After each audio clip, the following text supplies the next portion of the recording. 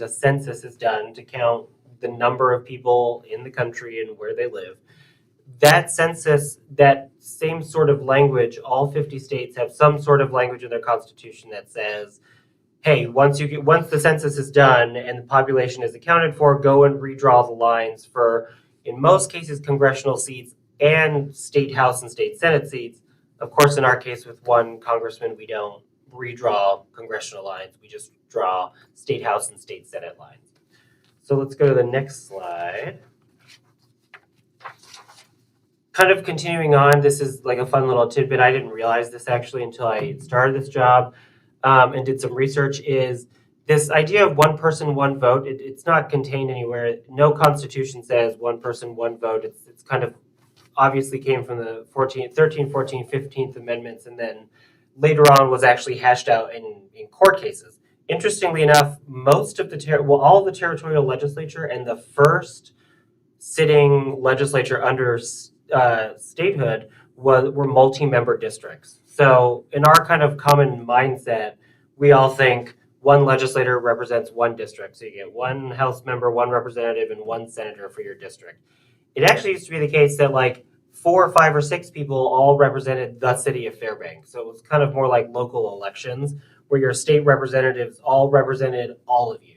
So it's kind of weird, is this idea of multi-member districts is really foreign to us now, but a few years after statehood, the U.S. Supreme Court decided that this multi-member district thing doesn't really work because it dilutes people's ability to elect somebody of their choice. So the idea is now that one representative, one senator for each of the districts, no multi-member districts anymore. So the district lines are fixed, but because the population moves every 10 years, we redraw the lines to account for population changes so that one person, one vote is kind of being captured. So next slide, off of kind of why we redistrict, this is just population statistics, because as you can imagine, a lot of what we do at the redistricting board is thinking about where the population lives, where in the state, how many. Over the past 20 years, in and out migration has been somewhat, flattened over that long time period of time, about 40,000 in, 40,000 out. And more often than not in that time period, it has been births that have been driving the gain in population. So it's not a lot of people moving up. It's actually been roughly equal the number of people moving in and out. It's actually been people having kids, and that's what's driving the population gain. And we'll dive into that a little bit more.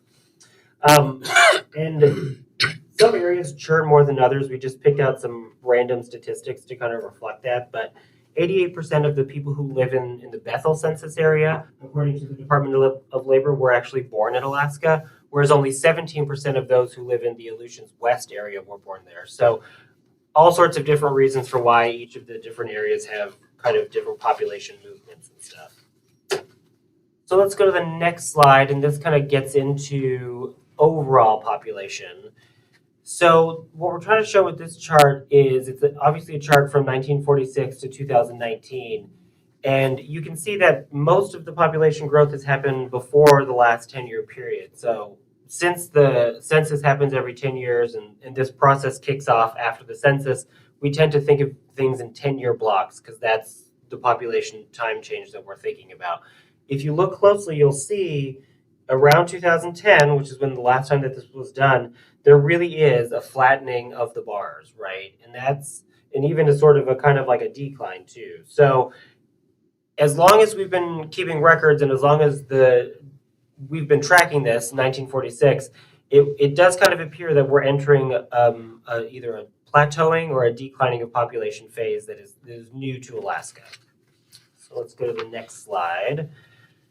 This, I think everybody knows this story to some extent or another because every region, like we were talking about, has a different story about why population comes and goes. A lot of wartime activity has driven Alaska population over time. So what we're showing here is the net gains and the net losses, right? So over time, wartime has really driven net gains. The bust in 86, I always think is fascinating, which was, very, very, very bad, was followed by kind of an immediate bump in the early 90s. So it kind of leveled out somewhat. Over time, there's been a bit of a tilt towards the net gain side. But what's unique over the past 10-year period, like we've been saying, you can see it, there's the most number of bars going down from 2010 to 2020. What we're showing here is that we've entered the longest period of net out migration in the state's history since we've been keeping numbers, which is not really that long. So there are more people leaving than there are coming up here now, which is kind of interrupting that 40,000 in, 40,000 out pattern that we had discussed.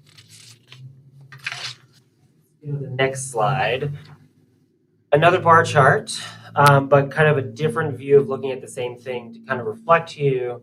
Since the 10-year periods are so important to us, and that's how we view it, we tried to show here why this is so unique and so special, this 2010 to 2020 period, and so unique, is that every decade since 1950, there has been a pretty big population gain year over year in a 10-year span. From 2010 to 2020, it's pretty marginal. There's not a lot of population gain, and the majority of that population gain has been driven by a little bit of tiny in-migration at the beginning of the 10-year period, but mostly by births, as we talked about. So how does the 15,000 person growth from 2010 to 2020 actually play into the redistricting board's work? Let's go to the next slide, and we'll kind of start talking about that. So obviously, COVID has interrupted everything, including the redistricting board's work. We were, in a normal year, the redistricting board would get its data from the census in March. And with COVID and all sorts of things happening at the census and lawsuits and stuff, now they've said it's not until September. So that seriously interrupts the timeline from March to September. So at this point, it is the official date is September 30th, but as you'll see, the official date is kind of squishy, and it's probably more like mid-August. So for the purposes of you guys and just people who are interested in redistricting and want to follow it, the time that the activity is going to kick off is like mid-August. You'll hear differing dates, but we'll explain why the dates are a little bit different that you'll hear in public reports and stuff. So let's go to the next slide. And this is now kind of bringing all the things together, all the population, the census, and the Alaska process now. So this is the actual language that the voters passed in 1998. And the ballot measure now, the Constitution has this language in there. And it's very plain, it's very easy to read, thank goodness. But it's very clear that within 30 days of the reporting of the census, or within whoever gets appointed, whichever comes last, the board has to adopt a redistricting draft plan. So as soon as we get the data mid-August, 30 days from that, we adopt a draft plan. In past years, almost every year that we've kind of been able to track back, it's been multiple plans. So usually the board will adopt multiple plans. These third-party groups will come forward, members of the public will come forward, and the board will produce some of its own plans. But for purposes of discussion, they will adopt multiple plans so that they can take them out into the next process. So that 30-day timeline is hit, and then another 60 days from that. So if we go from August to September, and then add 60 days from September, that gets us to mid-November. Within that 60-day time period, the board has to solicit public comment, go back to the communities, and go back on a roadshow is what we call it, which we have an example of. But within that 60-day time period, they have to adopt a final plan. So there's a very clear time frame, and the people who wrote this wanted this to not drag on forever. So not only is there a very, very clear 90-day total timeline from beginning to end, 30 plus 60 is a total 90-day timeline.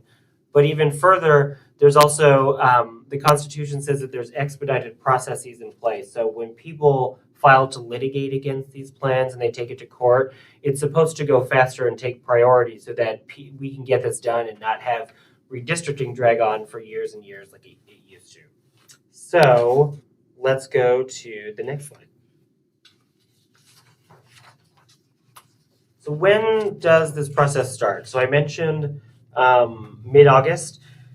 The census came out and said the official date was September 30th, and the reason I put that in air quotes is because then they got sued by a whole bunch of states, and there are some states who have elections in off years. So ours is every 2 years and years and even years. For some states, they have elections that are coming up in November. So if you're not going to be supposedly getting the data until September 30th, and you have to redraw your entire state map, and you have a lot of population, for example, it's a big lift to expect to redraw between September 30th and early November when your elections are. So for a variety of reasons, including this idea of the census is challenged with privacy issues right now and trying to make sure the data is staying private. So people sued over privacy issues and over timeline issues. Some states said, we want the data now, just give it to us in whatever format. We need to start this so that we can be ahead of it. So in the course of being sued and filing the briefs and stuff, the census caved a little bit. Even they said, okay, fine, we're still going to deliver the formatted final official data to you on September 30th, but in light of what everybody is saying, we're going to probably give you, and then later on it was, okay, for sure we're going to give you a set of data by August 16th that is in a different format, but the vendors and all the redistricting data wonks they don't mind what format it is. So for all intents and purposes, redistricting work around the country can begin in mid-August. That's the really big takeaway. So you might hear September 30th, September 30th, but this is the reason why, is that they're being sued and they're kind of tap dancing around and they've caved a little bit, and they'll deliver data in mid-August. Next slide. What we're trying to show here, the next few slides actually are just trying to, I've thrown a lot of dates at you and sometimes all the dates get a little bit mixed up. So we're trying to just display here what the actual dates might look like. So if a 90-day total timeline is the actual get it done, finish it work time, this is what it would look like if we got the data on March 15th. We would be knee deep in our work. We probably would have had this sort of meeting with you in February. And then we'd probably be coming back to you or scheduling a meeting with you guys to say, and I'd be up here with maps and I'd tape the maps to the walls or we'd display them somehow and we'd say, okay, well, this is what the redistricting plan looks like. What do you guys think? So it would be a much different timeline if we had gotten the data in March. We'd be knee deep in our work. We'd be really close to finishing. One of the things to call out here that you notice is the deadline for litigation filing. So the reason the deadline is so important, and that, like I said, the Constitution provides that there's some speed with which the courts work through this, is because if you're filing for State House or State Senate and you want to run for office, there is a filing deadline that is the absolute cutoff. So June 1, 2022, so June 1 next year, is the cutoff for everybody to file for State House and State Senate. If this process was beginning in March and we finished in mid-July, we had a 30-day time frame for people to file litigation. Litigation would be filed by late July, maybe August. And the courts would have August, September, October, November, December, and all the way into June to actually work through the maps. That is not going to happen this time. And so this June 1, 2022 deadline for candidates to file for State House or State Senate is important to us because you need to know where you're going to represent, obviously. You need to know what district you're going to run for. So next slide. This is the August one, and the August timeline, what it actually is going to look like with our best guess. So if we get the data August 16th, it's going to take a little bit of a while to work through those formatting issues with the vendors. So we start, let's say, August 24th. That gets us done with a final plan within 90 days by mid-November, which then kicks off the 30-day timeline for litigation. So as is always the case, if someone files, it probably comes in late. It comes in on the last day. So let's say it comes in on December 22nd. That gives a very, very, very small window for the court systems, which don't tend to move fast anyway, even with expedited words in the Constitution. There's clearly going to be a bit of a rub because June 1, 2022 is the deadline. It's our impression that the courts don't like to push it up until June 1, 2022. They like to have maybe a few weeks in advance to say, okay, here's the plan. We've decided. It's all good. We've blessed it. Now go ahead. That gives us a little bit of time to figure out if there's going to be problems. So very, very tight timeline under which we're operating now due to litigation. You can skip the next slide because the next slide was the September 30th. I've explained that. We are almost entirely not operating. Yeah, you can skip that one too, on the September 30th timeframe anymore. Which, as you can imagine, just briefly, in light of what we said about this litigation situation, if we didn't even start our work until September 30th, that would push the deadline even further, making the courts even more time constrained and making it even more likely that we would not meet a deadline. So we're kind of rounding the bend here. This is a draft timeline. Again, we've talked about the 90-day thing a lot. We've talked about 30 days and 60 days chopped up. So if you go to the next slide, we zoom in on this so you don't have to squint really closely. So this first chunk is that 30 days. So we get the data, a little bit of processing time to go in.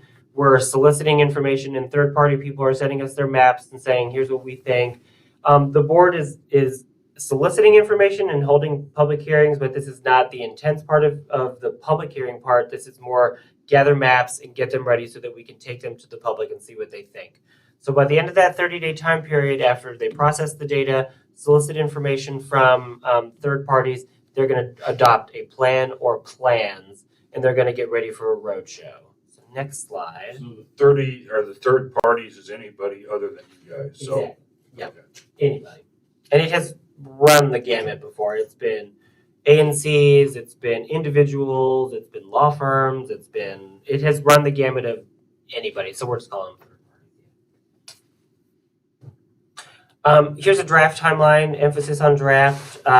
This is not set in stone. We looked at what they did in 2010. And in 2010, they divided themselves up into groups, and they said, okay, we're going to try to hit every region of the state again. So this is the really intense roadshow part where everybody's flying out. We think we're going to try to have each group do 9 communities within that 60-day time frame. That's the point when we're going to be asking you guys your thoughts again, and that's why we're hoping that this kind of basics presentation is giving you an idea of what to expect so you're not caught off guard. But it's going to be intense for the board because they're going to be soliciting all this information within a short period of time and feedback, but then they're going to have to go back and they're going to have to actually decide like on a final plan too. And that there's some non-clearness on how long that's going to take. Is it going to take 2 weeks or 3 weeks? So we're going to try to move swiftly in that time frame so that we can reach as many communities as possible. Next slide. This is kind of the wrap-up slide on the actual whole, all the details we've given you. Is that obviously it's unique this year for a variety of reasons. The population growth has slowed a lot more than we had necessarily expected. The way that the number that we've listed here has kind of come to is that if each district needs to represent roughly the same number of people within a very small deviation. So we get this big number from the census that says 733,391, and then you just divide by 40 because there's 40 members of the state house, and that's the beginning number. So this number becomes important to us because that's what we're trying to comprise each district and fit that many people in there and say there's 18,355. Like we showed in previous years, 2000, 2010, and prior decades, the increase in population meant that each district, each representative was representing more and more people year over year within their district. So you went from 15,700 people to 17,700 per district from 2000 to 2010. Now we're only going from 17,700 to 18,300. So it's kind of a marginal increase, not really a big number of people changing there. The COVID delays have obviously become a very big deal because it's messing with our timeline and it's not clear exactly when we were going to start, but we've got clarity now. Candidates are starting to bug us and start to wonder, right, naturally, and say, hey, what's going on? We have to file for office. We would like to know where we represent. And I would say the big part about this right now is the non-clarity about the COVID, the census information. So next slide.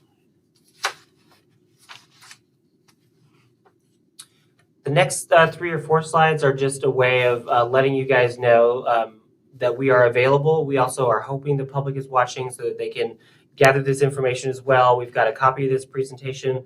The website is akredistrict.org.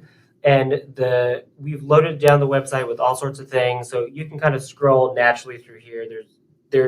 We're just reflecting the links that you can get involved. You can sign up for alerts. If you are really interested in this, you can sign up and say, hey, tell me about press releases or send me new maps. You can request a meeting with us or the board. You can figure out how to public comment.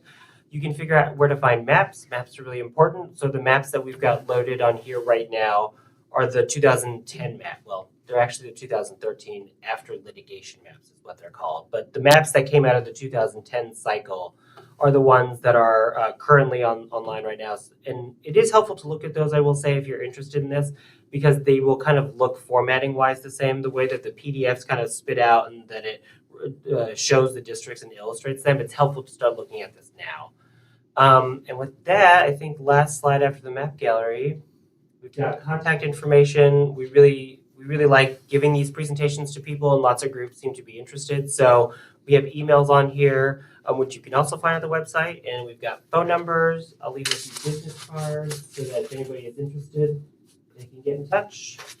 But unless Melanie has anything to add too, I think we take questions. No, Peter, or TJ, I think you covered it all. Just might want to see if folks have any questions. Great. Anybody in the room have a question?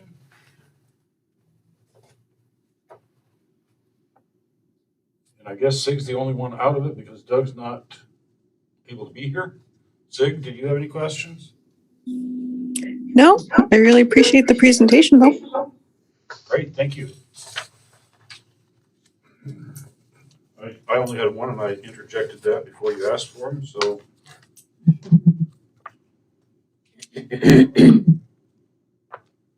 So the board adopts the maps and the court is only if there's a challenge. Right.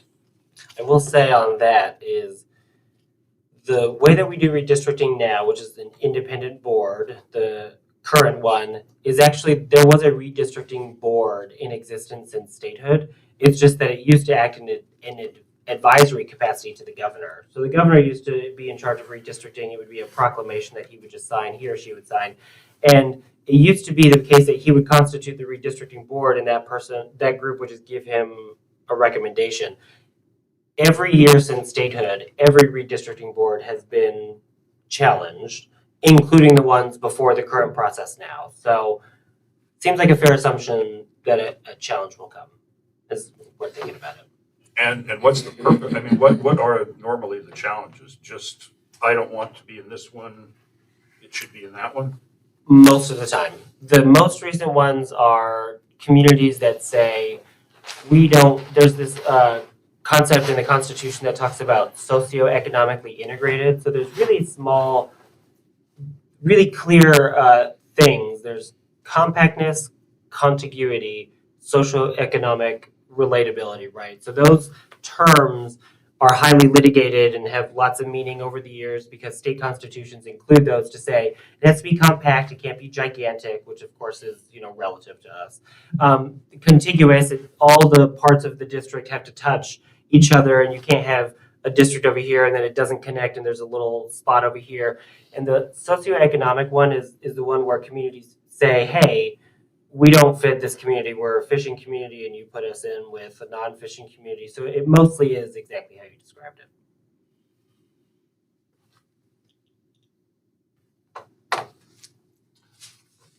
All right, well, if there are no further questions, thank you, TJ, for being here tonight. Appreciate it. And great presentation, and we'll look forward to the next steps. Yes, we'll see you in a few months. And thank you guys for having me here. I really liked it. Yes, thank you, TJ. And thank you, Nome City Council, for giving us some time to present this to you. And you all know how to get a hold of me if you have questions or concerns. Thanks, Mel. Have a good night. Thanks, guys. Good night.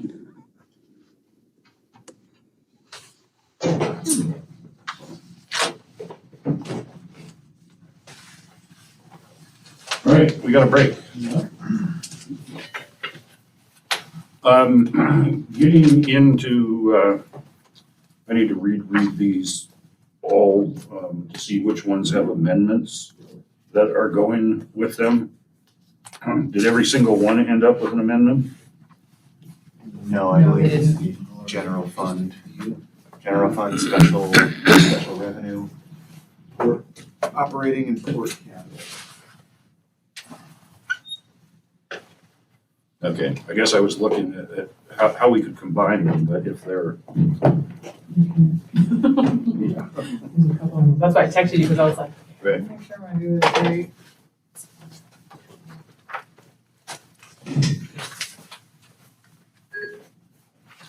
And the general fund needs to stand by its own. Oh.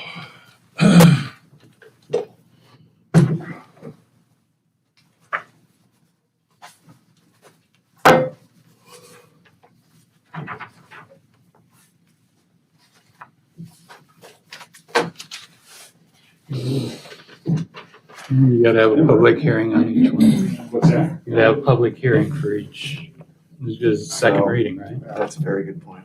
So I have a, Pilot. Yeah, okay. Although I don't, Right. we couldn't say, 15 here's the public seconds. hearing on this Right. one. For all seven. What's that? For all seven. Yeah, But it that's might like just be cleaner to leave them alone, but of course, right now, for Yes, each car. if they're all gonna be, I've moved, seconded, no comments, we're ready. I've got The majority of them, Jeep Grand Cherokee. will, Um, take them as they are. front clip pretty much. Of course, it'll be done, right? Those are people. I think. Yeah, no. Josephine. Trucks are away. Good. They gotta die At church on or Sunday. get divorced or something, right? If they know that Somebody's selling a truck, their buddy, or their name on it. Yeah. So I checked my email before I came, just because I thought, man, we're gonna be slammed, but there's nothing, and I was like, oh, we're done. Well, we had gotten a request. Right? They didn't want to sit here through the whole meeting until when the mayor got his.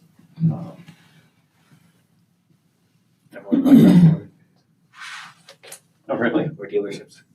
Yeah.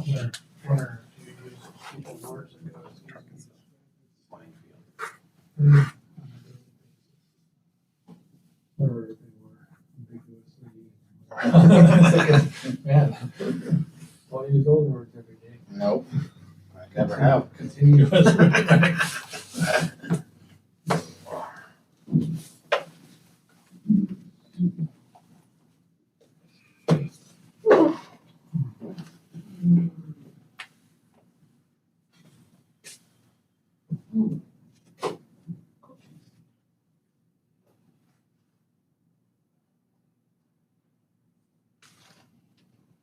Next week? Or should say later this week, John? Later this week? Well, the chicken got moved by Ken and Chris this afternoon and David.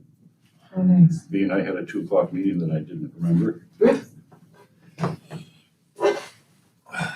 You got the pre-cooked, so we don't have to cook. It's pre-cooked, yeah.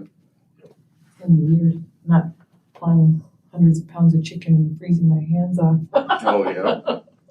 And smelling like chicken grease for a week. Yeah, Dog mushers are gonna be sad, because don't you give them all that fat? right, yeah.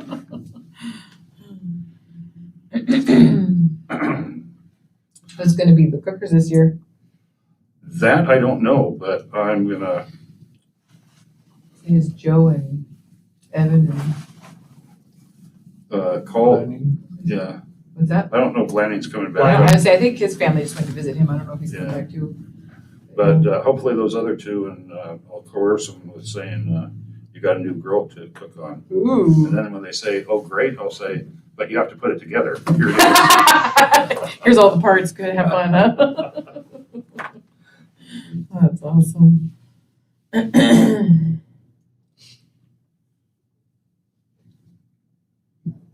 The other ones weren't gonna last another year, huh?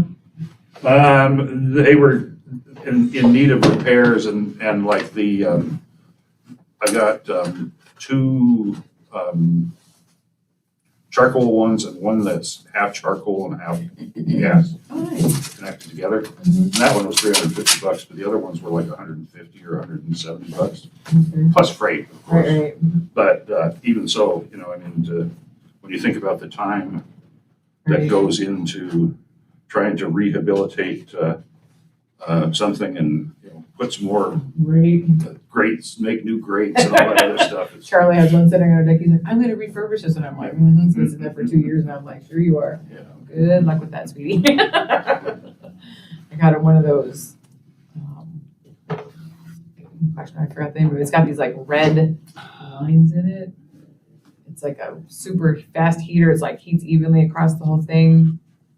It's not a pellet one, is it? No, No. it's electric. You have to like plug it in to start, and it's propane, but you have to plug it in to get the igniter to start it. Oh. But it's got like this, it doesn't have like a very deep underneath part. It's got like, they're right up towards the top. Oh, Oh, shucks, I can't think of the name of it right now. It's like an Traeger? infrared. oh, It's okay. like an infrared one, and he was like, don't ever buy me a piece of junk like this again.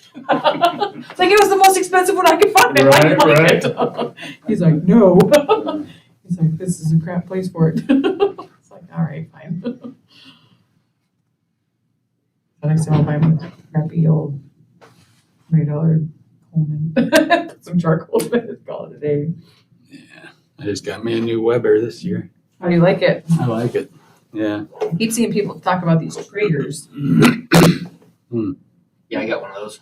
Do you like it? I keep hearing that they're really nice. You gotta buy Yeah, it's pellets, nice. store pellets. There's a few different Pellet brands. thing? Oh, okay. See if we was selling a similar one. Were they? I shipped that one up just because I had space.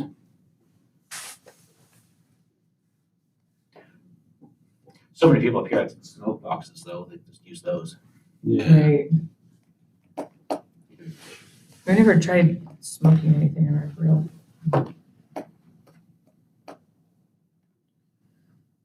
I keep seeing people post these Traegers and how amazing they are and how nice they smoke things and stuff like that. I'm like, huh.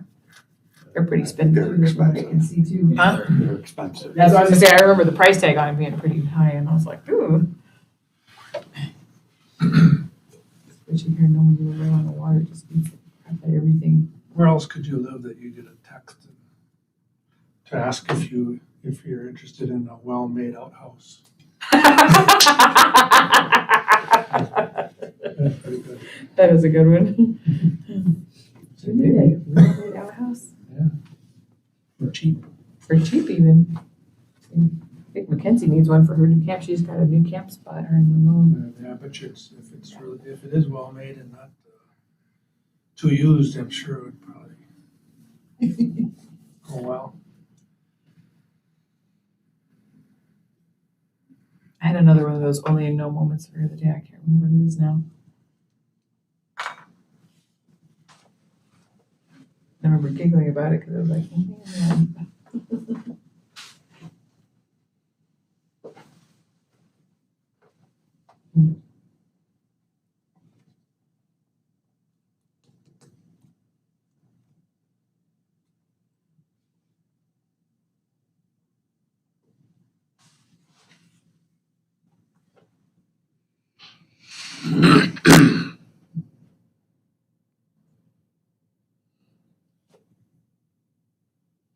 I wonder how many people showed up for the Stand in Solidarity thing.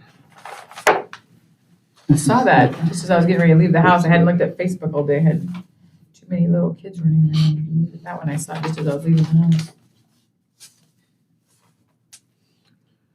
If anybody would like some coffee, I'm gonna get a cup and we can make you some. Having some from back there, I don't know when it See, was this from. is That's been- that's without a caffeine. long time ago. It's perfect the way, just the way I like it. Nice and cold and sitting there all day, getting some Yeah. on it. How many days? Yeah, that was this afternoon's pot that was Oh. started at 1:00. It's not too bad. So we got a meeting here from 2 to about 4:30, 4:25. So, Like it meant a long time ago, like Couple of weeks. Weeks, Last days, meeting? or hours? What do we do here? Last meeting? you know, I don't like the coffee that you feel like it wants to take the enamel off your teeth. I love the smell of coffee, but I do not care for the taste of it at all. I don't exactly get along, so I can't drink caffeinated drinks, actually. You just take the coffee and put it in your lip. Pretty much. Caffeine and I are just like, I start shaking really bad and get real jittery, and I was like, okay, I'm good. Tea with too much caffeine, it'll do the same thing. If I drink more than one hot chocolate in a week, it's over. That's weird. I always thought you were highly caffeinated. I guess you just normally- This is me normal. That's why I said you probably don't want to see me with caffeine. It probably wouldn't be pretty. At least for 24 hours, then I might, if eventually fall asleep. I tried that one time in basic training because all the girls were like, just have some coffee, you'll stay awake. And I was like, okay. Oh man, I didn't sleep for 2 days. I was like, okay, that wasn't a good idea. I was like, I'll skip coffee from now on. Yuck. And then my girlfriend gave me one of those Mountain Dews one time. Yeah.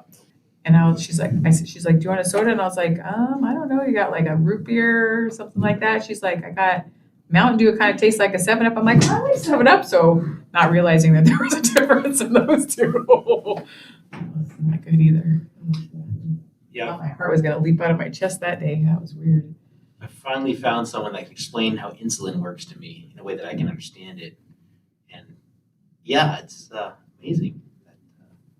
Sounds similar to that, does All it? that sugar, all that everything else, all the carbs. You're like, wow. Yeah. Great YouTube channel, Dr. Sten Ekberg. All E's. Sten Ekberg. Anyway.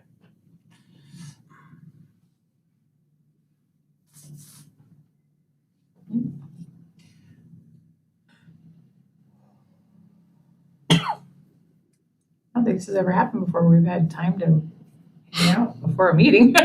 Yeah. Ever. I hope this isn't a sign of something to come bad.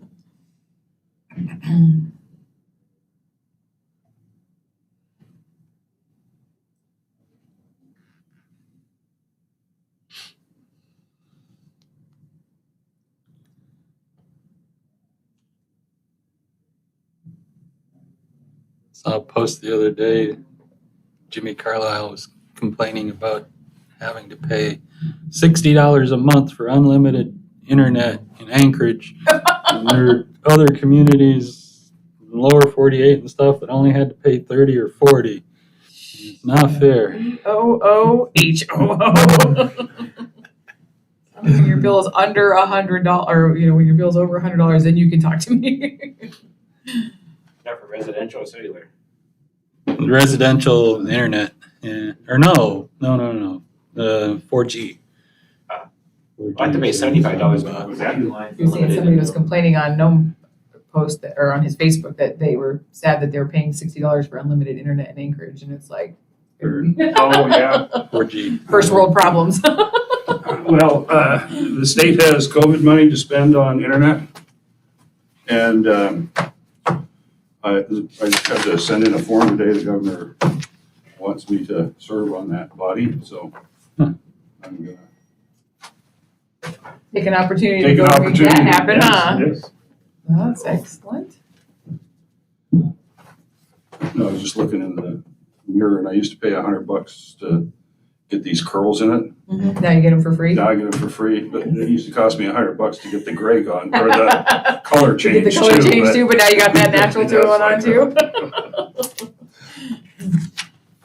I finally started getting a bunch of grief when we were in Hawaii because my hair grows out. It gets whiter back here for some reason, not up here, but all right back here. And the longer it gets, the whiter it gets. And he's like, "Oh, when did you do that?" I was Great, like, thank you. "No, You're welcome. no, dude." I was like, "You want me to color?" He's like, "Nah." I was like, "Okay, good." He just has that nice sprinkled look still. I didn't see him. Can't wait for you to get right here like your dad. Right. Well, when people start bitching about their hair, I'm just thankful that. There you go. If you get Emmons and Emmons digs into it. Yeah, for some My reason. grandma wore a wig her whole life, so I don't even know what her hair actually looked like. Oh, really? And then my other grandma had jet black hair with a natural white streak through it that I always just loved. But We got a city manager that had that. And we called her Cruella. yeah, that would be similar, yes. That's because it was right in the front, and then I had the lady I worked with in the guard. She had one through her eyebrow, so she didn't put coloring on her eyebrow. Right. It was like, did you shave? Like, people always like, Right. did you shave your eyebrow? Right, It yeah. was like shaved right in the middle because it was so light colored. Yeah. She used to just get so mad. She'd always keep it in her desk drawer after that, so she could paint it up real fast if she forgot. Before They are.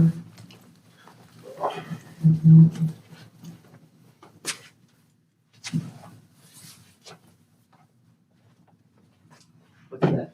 Get there in the back. I find people's kids interesting. This? Yeah. Oh, it's just my phone. Oh, nice.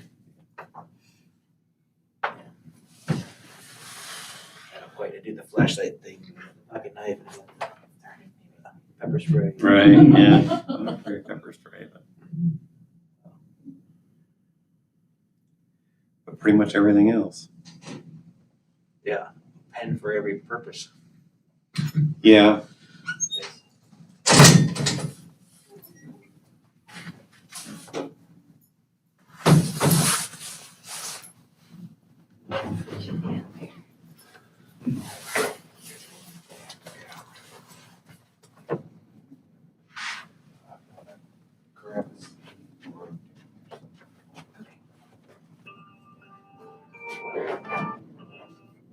I think. What's that? Do we have anyone sitting next to you? No. May I take this? Yes, you can, sure. I'm gonna go change my shoes.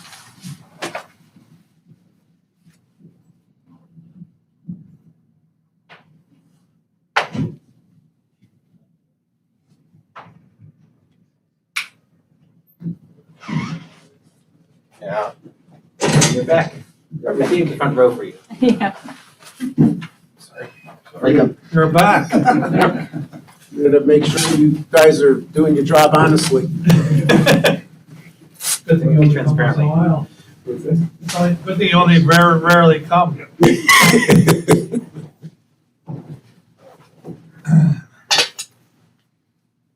You don't have graph, how could the city function, right?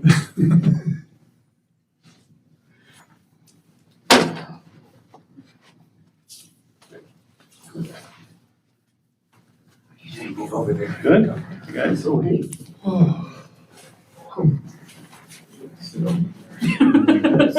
can see the festivities here. Well, there's still the front row.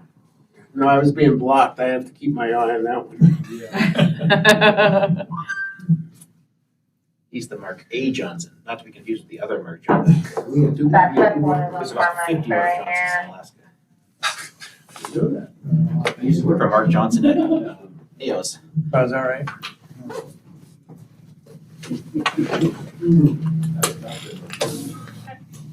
PhD. Biology. I'm not sure who that gal is, if it might but somebody just emailed it from a thing that. Dang, that is back in the day. Look at you. Gosh. So nice. So I have found some old ones in my computer. Yeah.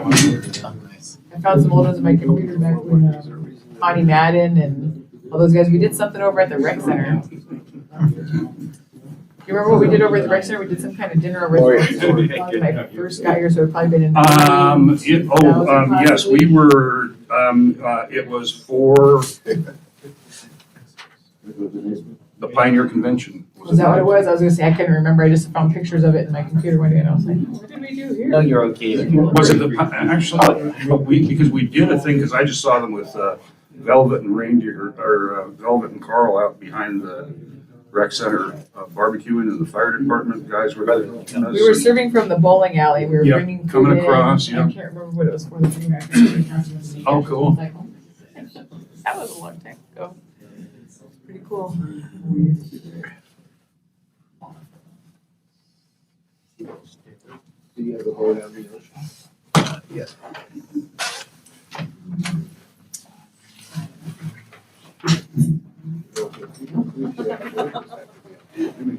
I don't think you are. It's as dangerous as let it be.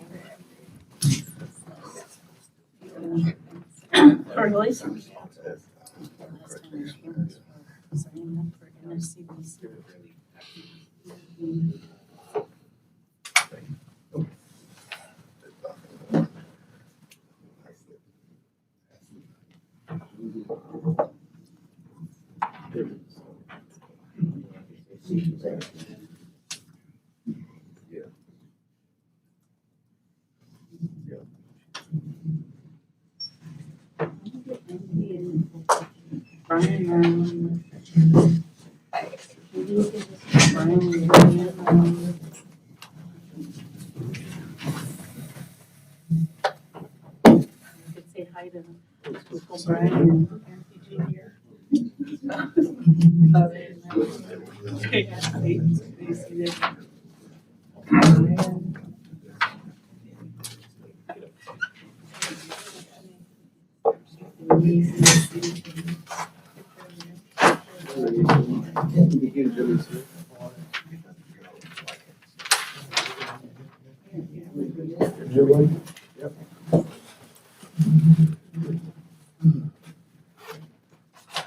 You got the younger people? I think the people are here. The people have invaded. Right on. Okay, oops, I actually gave that chair away, but that's all right. We don't need you to sit. You need to come up here to the front, please.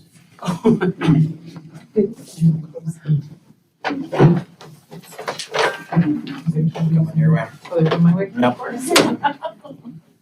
You're good.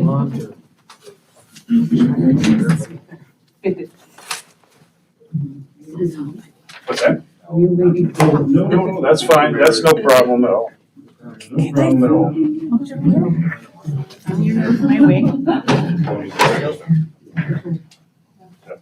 Here's some more. Sure, got it. I won't have it by the time we say it again, Yeah, it's okay. but we'll try it. Okay, everybody, thanks for coming out tonight. Some of you just for this first little ceremony presentation that we have. And we're here today to honor Josie Bourdon and present to her a legislative citation from our Alaska State Legislature. This was sponsored by Representative Foster and written by his office.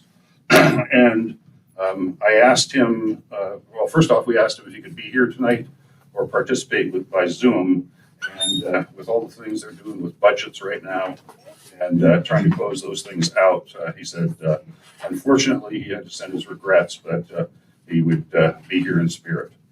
And so Paul tells me that Neil, like his father, who was always an avid reader, was going through some articles and saw this thing in the Atlantic, written by Krista Riggs, I think it is. Rizka, okay. Published September 9, 2020. And after some other research online, he decided to do a citation to honor her for her many years of teaching in the district and incorporating cultural activities, also promoting and revitalizing the language and culture in the area through local radio station, cultural center projects, and being a mentor, role model through elders, youth, AFN, etc. So that's from Neil's office. And I'm going to go ahead and read it in its entirety. So we can pose with it after, I guess. You can pose with it. We can do it twice. But with my new glasses here that I don't totally trust, I'm not going to do this number. So, okay, Alaska Legislature honoring Josephine Tatulk.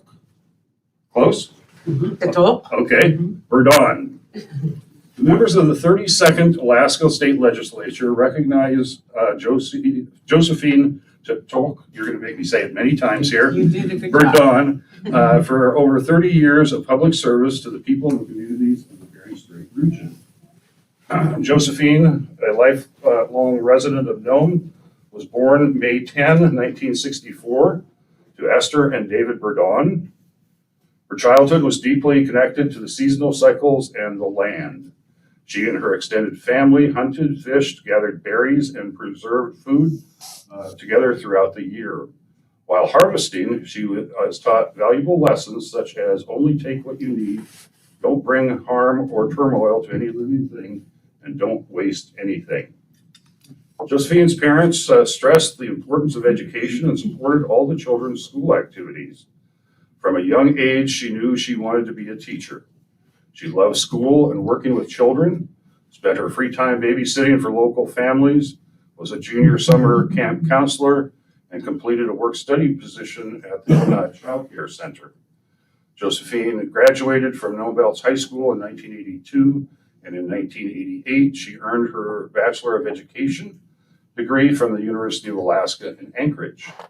She was the first member in her immediate family to attain a college degree, something that made her parents very happy and proud. After teaching in Wales for 2 years, I'm going to switch to Josie, okay? That's fine. Okay. After teaching in Wales for 2 years, Josie taught, the next 28 years at the Nome Elementary School, retiring in 2018. While growing up, Inupiaq was not readily spoken or taught in the regional schools. Josie set out to change that when she became an educator. As a cultural studies teacher, Josie enjoyed watching her students perform and develop a love for the local language and culture. Culture is a people's place, their language, their history, their food, Josie has explained. She worked during and after school hours helping students with a variety of activities such as creating stop motion films about life in Nome, preparing for the Inupiaq Spelling Bee, making Arctic fox fur ruffs, and completing beadwork projects. Josie's passion is to promote and revitalize language and culture through various projects like this one I didn't ask you for. Oh, Inupiaq Kupiamik Imigluta. Okay, translate. Let's learn Inupiaq while we drink coffee. Nice. At the Country Center. Okay, at the Cultural Center. With the local radio station, KNOM, she created Inupiaq language spots, which earned the Best Station-Oriented Community Service Project Award from the Alaska Broadcasters Association in 2017. Along with her mother, Esther, she has written articles for the local newspaper. Another one? Inupiaq. That one? Yep. Inupiaq. And what's that? Let's speak Inupiaq. Oh, okay. Okay, so, all right. The English They got both of them translation's here. right after. Okay. And also provide Inupiaq language workshops through the Northwest Campus of the University of Alaska in Fairbanks. When she is not teaching, Josie is leading the Inupiaq choir at the Community United Methodist Church, supporting her community as a member of the Sitnasauk Native Corporation Elders Committee. She was elected to the Norton Sound Elder Representative for First Alaskans Institute 2019, statewide Elders and Youth Council, where she has helped plan FAI's statewide Elders and Youth Conference for 2020. Josephine is often called upon to translate terminology or phrases from English to Inupiaq for different organizations and the State Division of Elections. The members of the 32nd Alaska State Legislature commend Josephine Tutwalk Burdon for the over 30 years of public service educating the children and people of the Bering Strait region, and they express their sincere gratitude and wish for success in her future endeavors. This is signed by the Speaker of the House, the President of the Senate, Senator Donnie Olson, and Representative Neil Foster, the sponsor as of March 26, 2021. So on behalf of Representative Foster of the legislature, it's my pleasure to hand that over to you.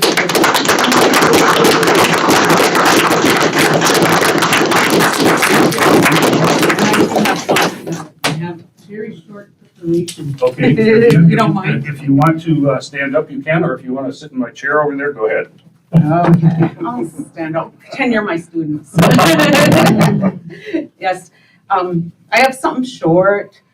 My presentation was more on 30 years of education, and many of you are alluded to the fact that I do like to promote Native language, especially the Indigenous Inupiaq language of this area, to Nome. Take a class, you'll learn something about our language. It's wonderful. So thank you to my friends and to my family who are present here to witness this presentation of the citation. Thank you. And I see you have online. Hi, Carrie in Washington. Hello, Brian and Julianne in Anchorage. That's my brother, Brian. Hi, Auntie! Oh, they're chiming in. I'm ready for the raspberries and strawberries, Carrie. I'm leaving soon, before 4th of July. So thank you for coming. We've all been impacted by our teachers positively, and obviously, I've taught for 30 years. So these teachers, I have happy memories on my educational journey here. So I'm going to give you a little bit of a historical kind of perspective. My first teacher I remember was Miss Balazy. Miss Balazy was my kindergarten teacher. She was in the old KD building. The old KD building was the building just to the right of the old St. Joe Church.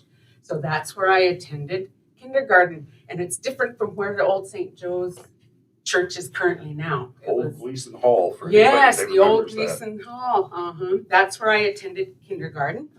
And then I went to, you know where Milano's is? Milano's restaurant. Well, right across the street is the old Music Mart. Well, the old Music Mart was where I attended first grade, and that was with Mrs. Poling.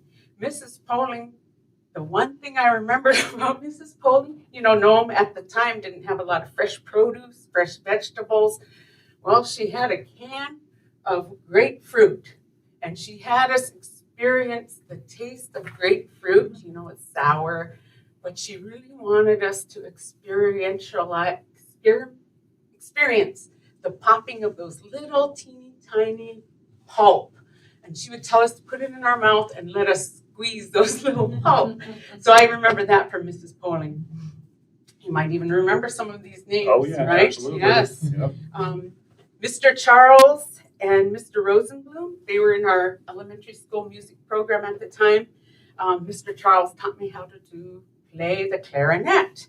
And Mr. Rosenblum, he brought us on a tour to every church during our high school choir. I enjoy choral singing, so I remember Mr. Bloom and his lessons with choir. Ms. Wolf, she was an awesome, I believe, 5th grade teacher.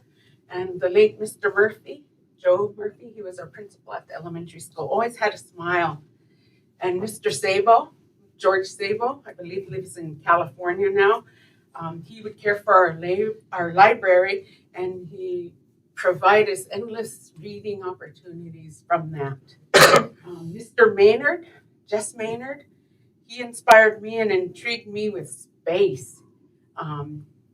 It was there that I learned about John Glenn, and that was my first report on John Glenn, which excited me about space travel. So even today, my family knows if there's a SpaceX going out, I'm going to be tuned to the C-SPAN channel. That's how Well, much I for enjoy. 28 million, you can go ahead and bid and Oh, go with can the Bezos. city pay for that? I don't have 28 million. We don't either, so. Good thought. Yeah, that is a good thought. Mrs. Dixie Harrington, she gave me the love of acting and drama and performing at the elementary school. The old elementary school is where old St. Joe Park is. That's where we went to elementary school. Beautiful old building, 2-story, wonderful art, wonderful music program. Just everything happened at the old elementary school. NPR room that provided everything for this town. Fireman's Carnival there until it outgrew that, and then they took apart the old elementary school building. Sad. And then some of you might remember Mr. and Mrs. Stevens. Oh, yeah. They always had a knockout entire Thanksgiving every year that they taught in Nome. So the whole elementary school had a full turkey dinner, compliments of them. Ms. Alexander was my 4th grade teacher, and I really loved and admired her. She had a way of making her students feel special. As I left my first time ever for the big trip to the big city of Anchorage, I was in 4th grade, getting my tonsils out, and she just made me so special with a going away hug when I was leaving. So I just remember that.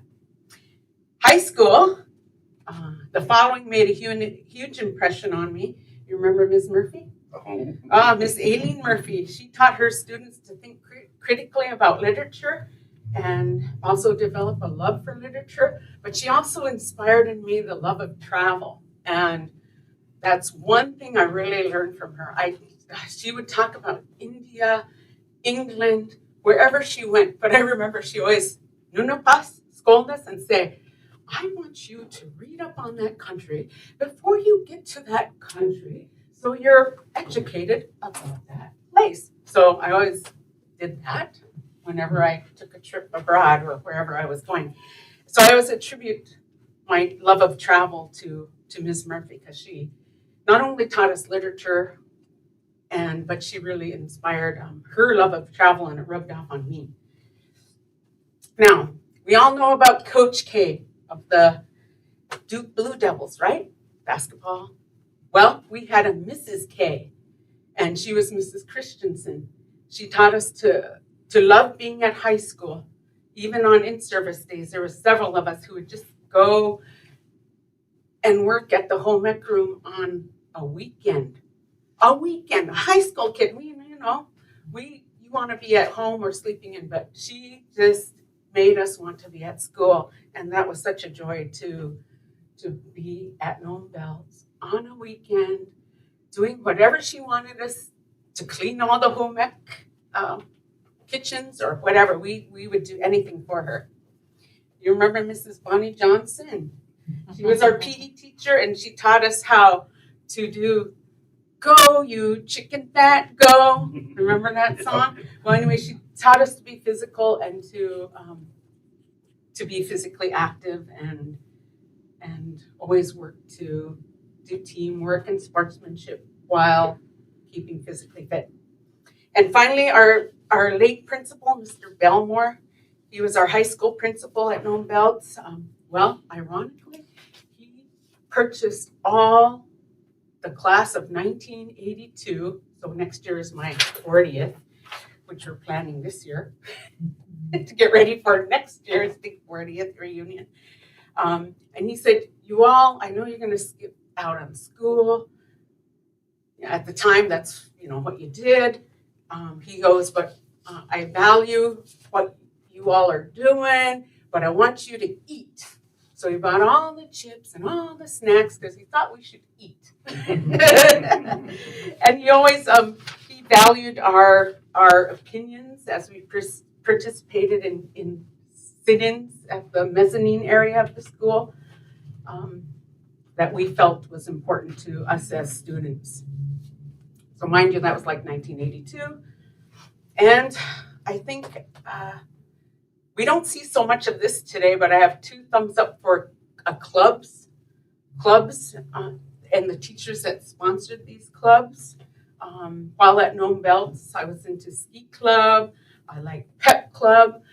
Mind you, I was a little bit fuller figured gal, so basketball was not my forte and all these other things. So I could yell for my team and pep them on.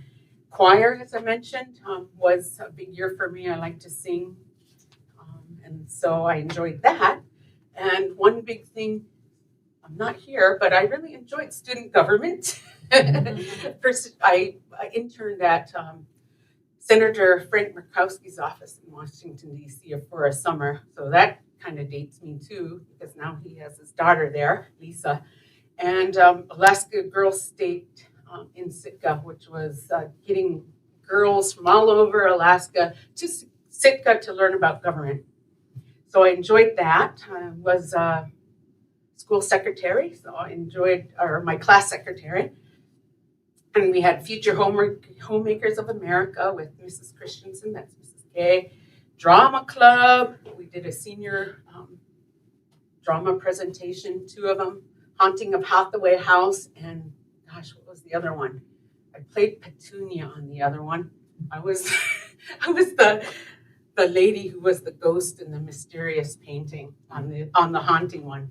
Anyway, so Future Teachers America, wonderful springboard for me, and it really directed me into teaching.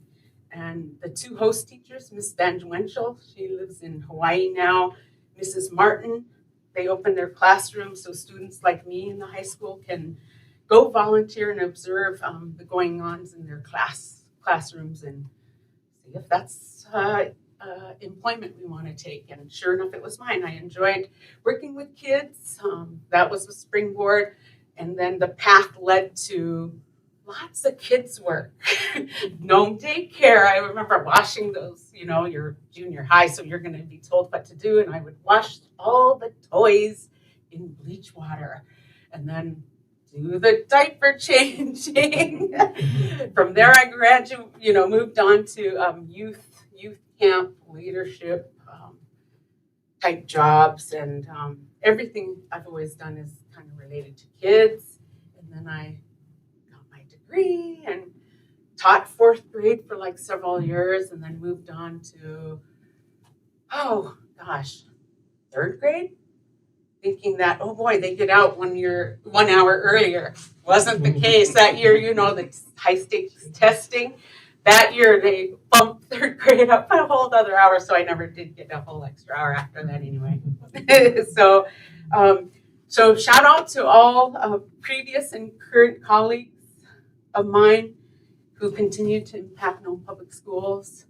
Big shout out to my teacher peeps. They do work very hard.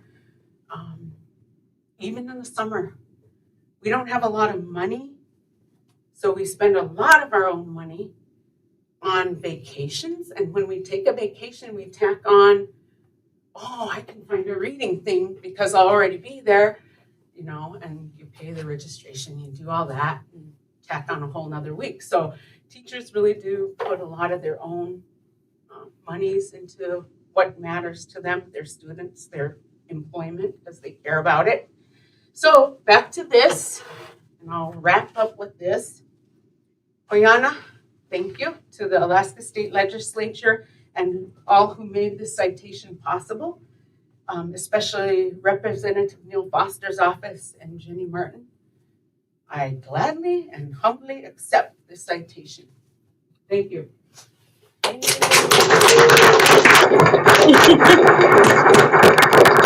Congratulations, Josie. Oh, hi, see? I'm there. I'm already dreaming of strawberries and raspberries. Well, this is super, Josie. You well deserved it, well earned it. And thanks for all you've done for all the kids here in Nome and other places too. Yep, exactly. Yeah. You brought up a bunch of names there of. Oh, there's Sam. There's my brother. All right. There they are. Well, yeah, you gotta talk to that thing right. Over there. I was like, there they are. Yeah. So yes, I'm honored. I guess it's next to my mother's because she earned one of these when she turned 90. She got a citation. Wow. So I'll have to make a wall clearing, put mom's, and put mine. Very nice. Yeah, but I'm not done. I continue to work mostly on language things, language stuff at university. High school, I'll be teaching how to bounce this ball with the high school kids, and and your choir stuff. I was just thinking of your mom and you and Aunt Polly. Oh yeah, and when Aunt Polly, Methodist in Newfoundland. Yeah, when she couldn't walk and had to use her wheelchair or walking thing, you guys getting her up there, that was always so very nice to watch. Yes. So things like that. Yeah. So thank you. Thank you so much. Thank you, family and friends there that came to witness this fun deal.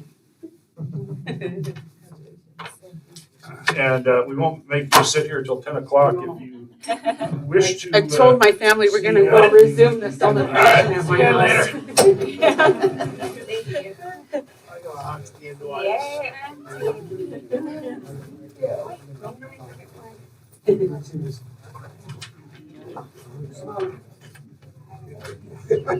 Give them help.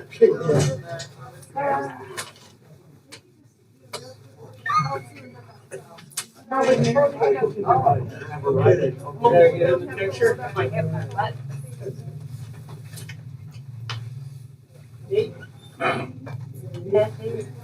on, you're stuck here too. Hey, Tatiana. We gotta get the white guy in there.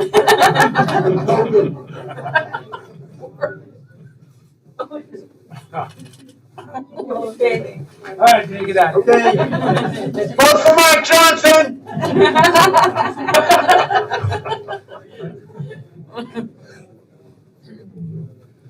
All right. I think we're raring to go. Been here since 6. Call the regular meeting of the Nome Common Council for Monday, June 14th, 2021 to order. Mr. Clerk, would you call the roll to establish a quorum? Councilmember Brown. Here. Councilmember Doug Johnson is excused. Councilmember Mark Johnson. Here. Councilmember Martinson. Here. Councilmember Reeder. Here. Councilmember Topcock. Manitunga. Youth Representative Okalisic is excused. We have a quorum. Thank you. Moving on then to the approval of the agenda. The agenda is before you, was published last week.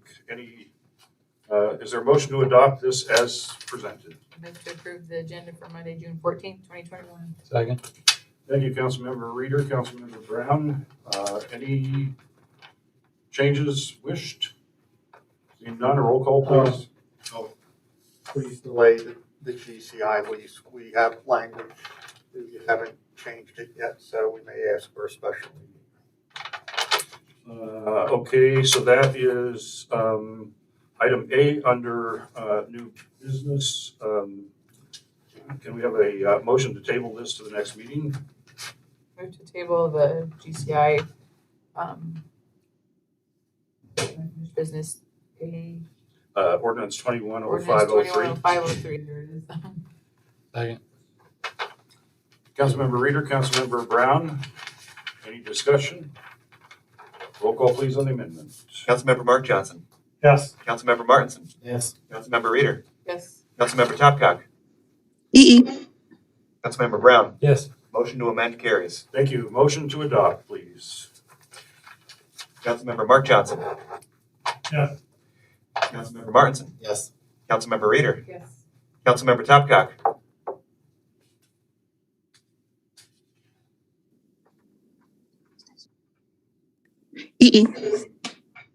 Councilmember Brown. Yes. Motion as amended carries. Thank you. Moving on to approval of minutes. We have one set from May 25th, 2021. Is there a motion to adopt these minutes? Move to approve, or move to adopt the minutes for May 25th, 2021. Second. Councilmember.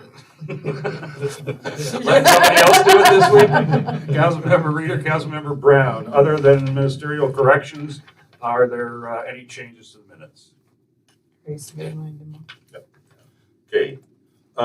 Thank you. Motion then to approve the minutes. Councilmember Martinson. Yes. Councilmember Reeder. Yes. Councilmember Topcock. Councilmember Brown. Yes. Councilmember Mark Johnson. Yes. Motion carries. Thank you. Okay, that brings us to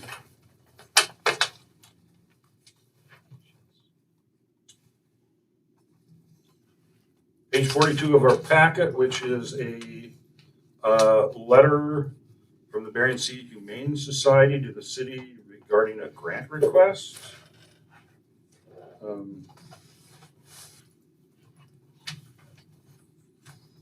$250,000. We refer that to the city manager. The next item is a motion, or excuse me, a memo from the city clerk with regard to the determination of disposition of untimely filed sales tax exemption forms.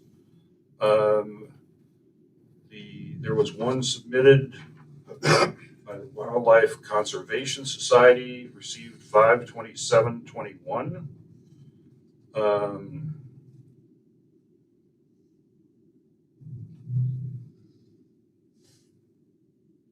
They missed the deadline because it was supposed to fly out of Kotzebue until it was revised to Nome for staging.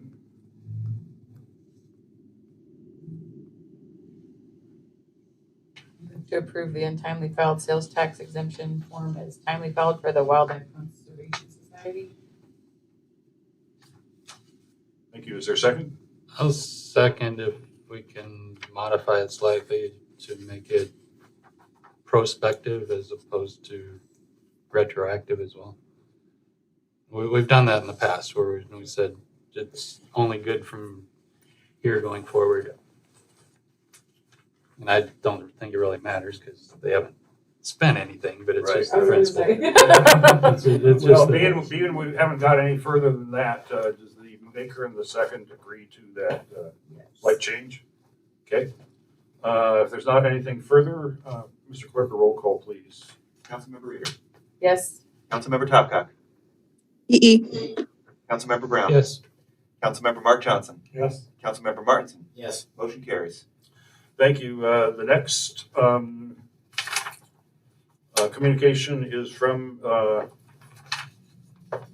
Kristen Wade Harrison with regard to Lot 7A and 8A of Lot 75, taking exception to the minimum bids that are included in the disposal ordinance due to the usability of the property as there are drainage issues.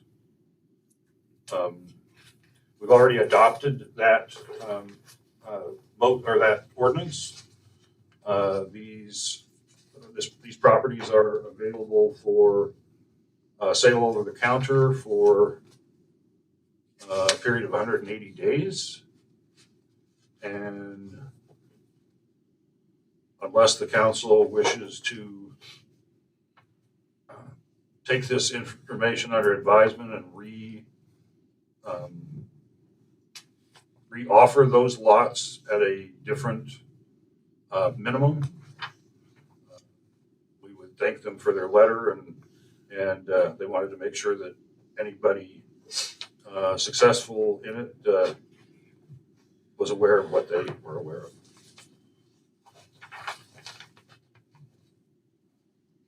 Yes, questions about this rate? Sure. Some of the questions that I thought of, is that something we can do? Because I was like, I mean, it sounded like they were looking for a cheaper rate on that lot. Is that something that the city is even authorized to do? Can we say, we'll take less from the value of a piece of property based on their inability to fill it? And the protected waterway, I'm not sure what she's talking about when she references a protected waterway through that site. Is that something There's a creek that she comes. can fill through? I mean, No. that was. No, they can't fill it. It comes, those lots next to the elementary school playground Okay. that are all open before Dr. Head's house, going down behind where Bryant, Tissy, and Rick lived, and out past Cussey's. That's a natural drainage from 7th Avenue, and it cannot be filled. Or I shouldn't say it cannot be filled, the drainage needs to be maintained. So if they wanted to put big culverts under there, they could do so. And following this bid, the city could reoffer, if it does not sell, the city could reoffer it at a lower price. Okay, so we should wait for the 180-day process before we have that conversation about lowering the price for anything right now. Not necessarily. I mean, the 180-day, if based on new information, we wish to put this out again, it could be run through a separate ordinance, I believe. Well, it sounds like this information was known because they talked to the assessor and got, yep, that's exactly what we said, and that's what we meant. And so it sounds like there was no surprises to the assessor anyway about what was able to happen there.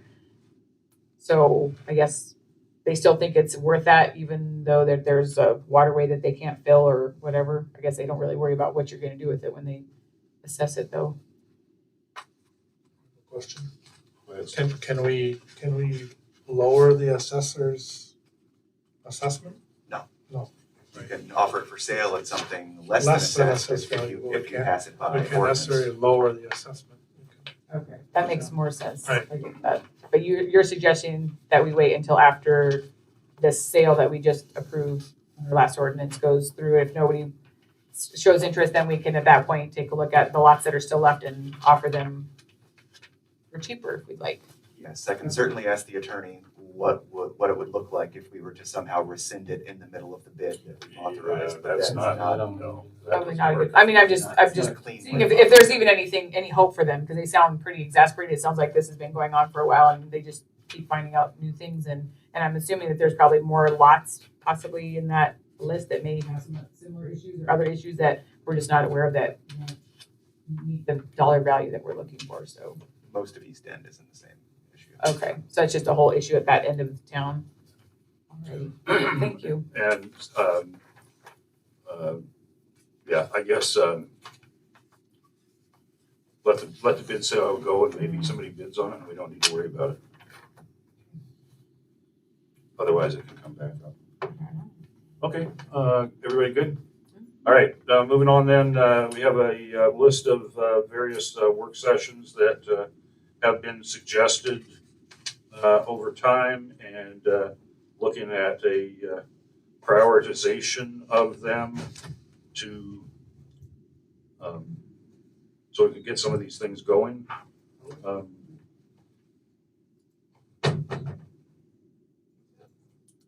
I don't know that we need a work session on scheduling and regularity, but we can certainly discuss that. I think you're meant to get work sessions as a regular scheduled thing. Well, no, I know what the intent is, but let's not sit for an hour and argue about that, okay? Yeah, so we're gonna take that one off the list, as far as setting a time, and it can come up, under, comments or, another proposal by a council member. The, building code updating, issues, the planning commission had recommended that, council look at that. The election code thing, obviously, we came up with recently. The planning commission would like a joint work session with the building code. And Okay, well, why don't we just do that one next, being it's at the top of the list? The election can't happen dealing with the current election. And we have been having some, I guess, meetings on public inebriation, homelessness, and the like. And we actually had one earlier today with various the native corporations, the nonprofits, interested citizens, the hospital, and I think we're trying to come up with a few suggestions on that through this group. The group was those participating. It was suggested that they go back to their own bodies and see if adding some more people would come up with some other suggestions. Does the council want to inject a plan before we go through that, or can we let that hang for a little bit? I'd let that body come to us with a recommendation.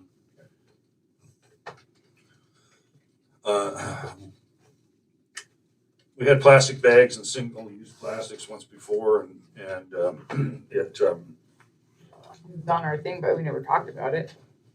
Well, a few years ago we did. Yeah. So, We did have a ordinance once before, I believe, Brian? I don't think we got that far. I think we were starting. Okay. I did a bunch of research back in the day and I never used any of it because we never went anywhere with the conversation. So I remember that one. Very close to the outside of it. Well, yeah, I mean, I was here for that. I mean, when we had that discussion, because there was the other discussion about where it goes in the public inebriation about limiting the signs and potential tax. About the trash bag. I know, but they were That's both, part of it. they were both relatively at the same time. Okay, so I guess this has come up as an issue, left again, partly for COVID on this last time, I guess. Do we want to bring this up again for some action? I know Anchorage adopted a ban and then they just put it aside due to COVID, and I don't know they put it back in, so. All right. I think cars put it back in. Are there strong feelings that we should be advancing this at this point or having a work session on it? I know Zoe and I would both like to have a work session. And this is about plastic bags, right? Sorry, it's just hard to hear. Yeah, okay. All right, is there another council member that would like to have a work session on that? Sure. Okay, all right, so we'll schedule one on that here. Revenue ideas, exemptions, beautification, siding, and painting. I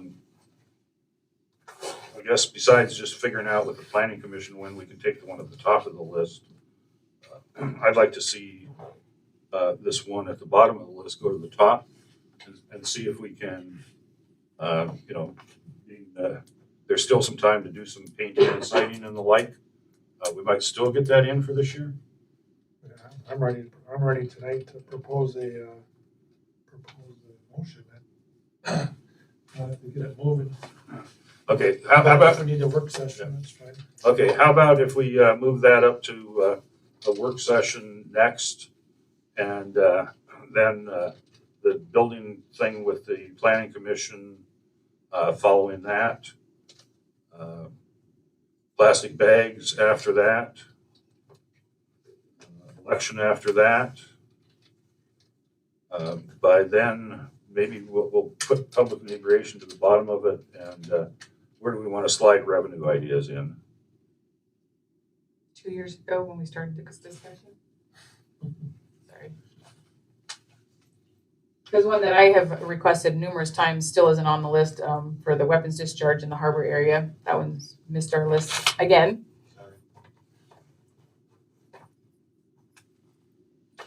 Okay. That one, I guess, more so towards the hunting season would be my concern. All right, so I guess if we're looking at timing and the like, maybe that one, if there's agreement from others that we're gonna look at that, would be higher on the list. I don't think we need a work session on that. I thought we had already discussed that one. It came up a few years ago. I have the original one that was proposed and we keep asking to have the discussion about it, but we've never done it. I guess it has come up, in a few discussions just on, the subsistence side of it, but I don't know that we have a firm legal opinion that is indeed trumps the city's public policy decision.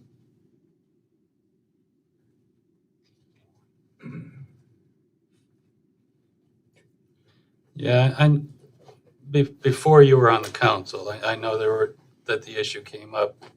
And it basically, we didn't act on it because there wasn't the will to act on it. I mean, we didn't feel it was necessary. So I personally would agree with Sigvana that I don't believe it's something that we need to look at. I think we're fine the way it is. I'm thinking that the board commission, They looked at it. I don't remember what the recommendation was, I but saw Joy drop her head, so I'd like to beg to differ. It looks like there Oh, hi might be there. something that need to be added here. Can I contribute one Yeah. short? The Port Commission's taken it up several times, and it was discussed that it needed to go to the council for an official ruling. You can need a legal opinion if you'd like. And historically, there has been a couple of different remedies offered throughout the decades or years, right? That have informally, or not really, mostly informally, I think. well, I guess the idea of bullets flying through the air with neighboring homes, residents in the area, as well as the it being an industrial site. But it's not like it's a target range. It's a subsistence hunting area. So I guess I would object to the, bullets flying through the air. I mean, it's, yeah, the occasional shot okay, would I be should say fired ricochet. at an animal, Yeah. to harvest, but yeah. Yeah, I guess it feels like we're saying that Alaska Native hunters are dangerous and reckless in their hunting in the port, which I don't believe is the case personally. Well, right now, we're just discussing if we're gonna have a work session about it. We're not gonna discuss the discussion about what we wanna discuss or not discuss. If that was the inference that came across, that was not my intention. Right. Let's ask, first of all, just for informal from the attorney as to whether this is something that we could address if we wish to. And maybe he says no. Well, do we have a second council member that wishes to move forward? I mean, that's usually the first test, right? No sense wasting money on an attorney if the will's not there. Okay, anybody else going to support looking at weapons discharges in the port?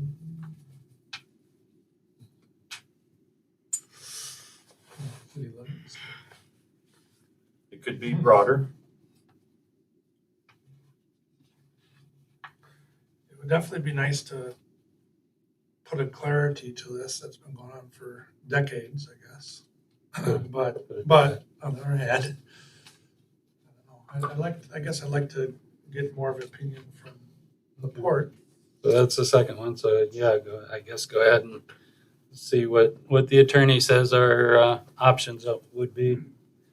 And I guess it isn't simply possibly just within the port area there. I would assume it could be anything in front of city where the city has the tidelands, because there was some incident down here by the country store where a native person actually got fined for what they were doing. I don't remember what that was all about. So, okay, well, there's two for that. Let's find out from the attorney what he thinks our options are. I think our ordinance actually, and Brian, I'm gonna be correct, but I think doesn't the ordinance refer to a pellet gun or something? Our ordinance is silent on firearms. Pellet guns and crossbows are prohibited. So the lifetime assumption is that you can't fire a gun in the city of Nome. That's not what the ordinance says. The ordinance says you can't fire a pellet gun or a crossbow in the city of Nome. That might be worth taking a look at. Yep, no, I think that's that's an assumption many people have had over time. Right, And probably your lifetime. Yep. So,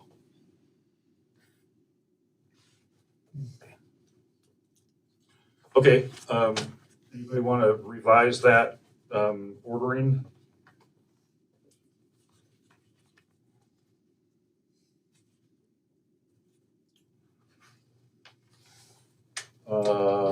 If not, then we'll take up exemptions, the last one for the next council work session, and then the first one for a joint work session.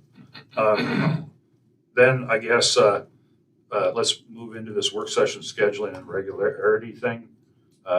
There were some folks, I guess, feeling that starting at 5:30 and going to 10, which sometimes happened, was too long to do it in one day. And also that some of the items potentially should be discussed in advance of them making it to the agenda, so that basically we were doing them on off weeks. Or it's something couldn't be on the, I mean, if we were having a work session, it would get postponed to start it a couple weeks more. So do people like committing one night for longer or 2 nights for shorter? Probably just as long. You like One to, night, one night? get it done. I don't care when it is. Yeah, I mean, it really doesn't matter. Just as long as we start doing more work sessions so we can get stuff done, instead of kicking it down the road like sometimes seems to happen in the meeting. Okay, does that sound okay? It's probably easier for everybody involved to have it in one night. Definitely. Plan for that and schedule it and everything else, because they're already planning on being here.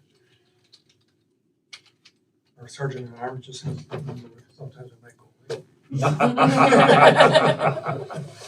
I'll work on that. Yeah. Okay, and to make sure that that doesn't happen right now, we'll finish with this. And Brian will, let's schedule in connection with our next meeting, a session on the bottom number. Good enough. Next is our budget calendar, which we all should know by heart by now. And I'm not aware of any other communications. Anybody else? Okay, we'll move on then to citizens' comments. Are there members of the public that would like to address the council this evening? You're here to address budgets. We'll be having a public hearing on each of those moving forward. So we'd ask that you consider making those comments in conjunction with the ordinance so that they're more succinctly followed. But otherwise, who wants to be first, come to the podium and state your name for the record. Limit your comments to 3 minutes if at all possible.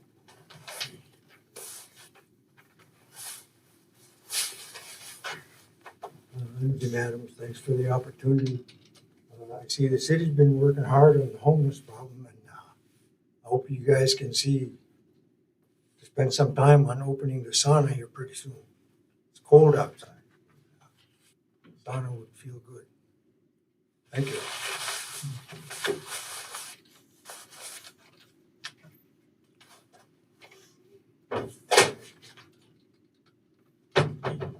Thank you. Anybody else?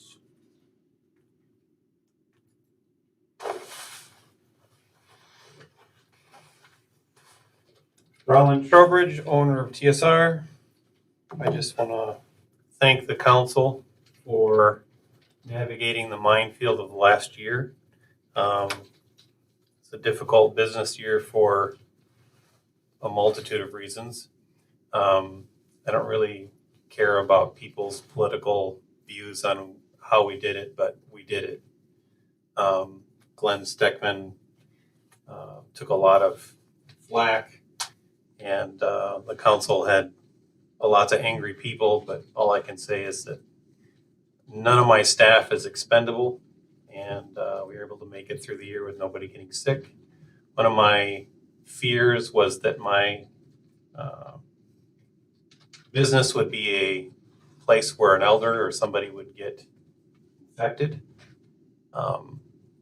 which would be, I don't want to ever go to my grave with that on my shoulders. So you guys made it possible for me to operate pretty much throughout the year. We did everything we could to be safe, but without what was going on at the airport and without ordinances that made it so that whether what you believed or didn't believe, it made it so that we could do what we did. One of the hardest things I have in my business is to sell the things that didn't happen. Somebody follows, if you take your car and change the fluids and follow what you're supposed to in the manual, things don't happen and people don't understand the value of that. So I just want to say, hey, thanks for all the things that didn't happen. Good job. Appreciate it. Thank you.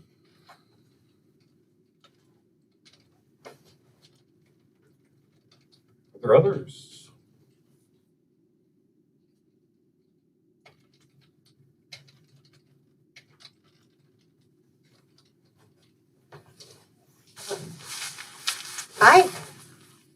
I'm Jessica Farley, and first you mentioned beautification, so I wanted to talk about that, one of my favorite topics. A couple years ago when I was having my permit fiasco, I brought in you a bunch of examples, mostly from Pennsylvania before you got here. But a lot of towns in Pennsylvania offer property tax rebates and incentives for property owners to maintain and beautify their own properties. So I can bring those examples back, but it would be great to see some sort of incentives for the many derelict properties in our community. The other thing I'd love to see is the dump open more often, and staffed more often. Why can't we just drop off our junk anytime? Is the Montefiore really making that much money that we need to pay for a key? I don't know. Could be a great profit center. I don't know. But I also wanted to bring up the travel restrictions. So I'm here with a vaccinated person and a COVID survivor. 69% of our community is now vaccinated, and I know we're supposed to stop the restrictions at 70%. I don't know how close we are to 70%, maybe 2-3 people. That number does not include the people who get healthcare elsewhere, who don't go to Norton Sound, who don't report their vaccine status back to Norton Sound. So we could already be there. It also doesn't factor in people with natural immunity. There's a couple hundred of us here. I know that the city of Nome feels it has a responsibility to keep the villages safe, which are at lower vaccine rates than the city of Nome. And that's fair, that's true. But bearing air requires proof of vaccine or a negative test prior to departure. The villages have the power to enact their own restrictions. Tribal and city governments receive their own COVID-related funding. So why would the city of Nome expend their funding when those villages and municipalities got money to do the same thing, especially if there isn't a cooperative agreement, if these villages aren't asking you to do those things? City of Nome staff are pretty stressed. I have a lot of Norton Sound and City of Nome staff in my inbox, spilling the tea, and they're scared to speak up. The last time I chatted with Mr. Steckman, the city was at 80% manpower, and I know a few staff have left or are leaving. And I think it's just really stressing people out. Like, there's a huge difference between the COVID tent in Nome and the COVID tent in Hawaii. One's pretty upbeat and fun, and the other one is not. The airport process can be a mess. I've had 110 individual conversations with my guests about this. Sometimes they're different than others. Sometimes we breeze through. Nobody even wants to see anything.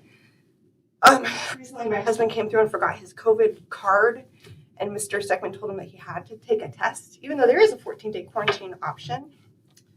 So there's just a lot of inconsistency there. The care that my family has received this year at Norton Sound has been so bad that we left Nome for the winter to get my youngest son adequate care. Just happened that my older one needed it too. So we left her competent treatment. And so by extending this emergency order, you're just cutting off young kids from the medical care that they need.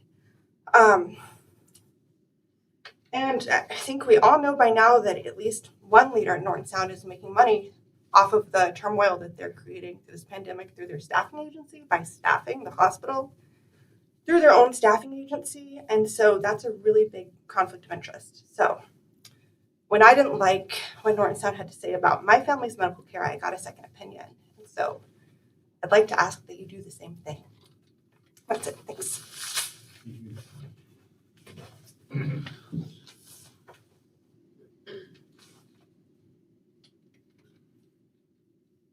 Anybody else wish to speak this evening?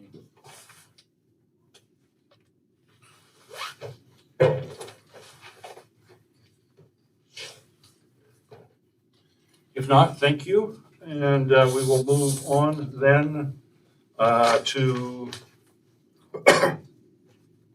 unfinished business. Item A was removed from the agenda. So we're at item B, ordinance 210601.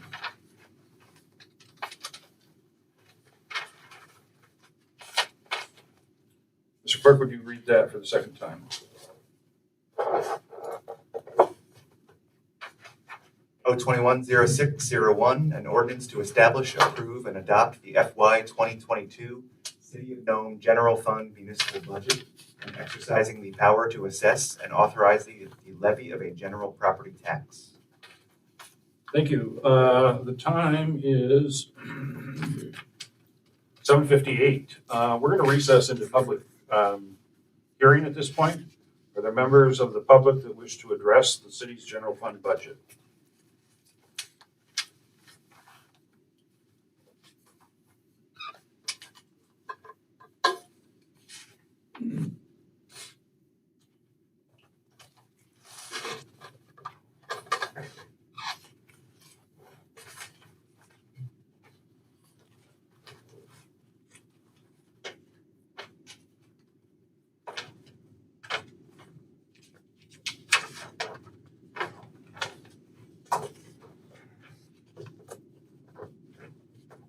See no indication, the time is 7:58. The council come back into regular session. Is there a motion to adopt ordinance 210601? Make a motion to adopt 0210601. Second. Thank you, Councilmember Mark Johnson, Councilmember Reeder. The City Council and staff have had numerous work sessions for quite a long time on these budgets until they came up with the proposal that is here. Subsequent to the first draft that was put together, the council has had additional work sessions. Finance Department has had an opportunity to look through and look for any true ups or corrections that they needed to make. And those are, and then we had a discussion on the adding some non-departmental payments to the general fund budget for things we usually support annually, but they have been part of the NSEDC program, and we took and discussed that that program will go to city projects in the future, and that we should look at funding them just in these other things through our general fund budget. Two motions have been proposed. The first one having to do primarily with property tax, and on the revenue side, planning and some reduction in projected savings due to COVID. And then another one that would add $105,000 to the budget for non-departmental additional expenses for a list as I described before. Does the council wish to take these as a separate item, or can we roll these together? Well, so the actual ordinance references a 13 mil rate. So I would think we need to amend that as well. Yes. And And so same thing is the second whereas it's got the dollar amount that's also reflected in the first. right, but we'll get that when the other. So I guess I would move to amend first to change the levy of 13 mils to levy of 12 mils. Second. Motion's been made and seconded. Councilmember Brown, Councilmember Mark Johnson, to change the levy from 13 to 12 mils, which is consistent with a resolution that was previously passed. I don't think we need any discussion on that. A roll call, please, on that amendment. Councilmember Brown. Yes. Councilmember Mark Johnson. Yes. Councilmember Martin. Yes. Councilmember Reeder. Yes. Councilmember Topcock. EE. Motion to amend carries. Okay, and then at the last work session, we had a little discussion that I stretched a lot longer than it needed to be, but about the $200,000 fund balance appropriation carry forward item. And I believe that during that discussion, we said that staff should reach out to somebody and validate that.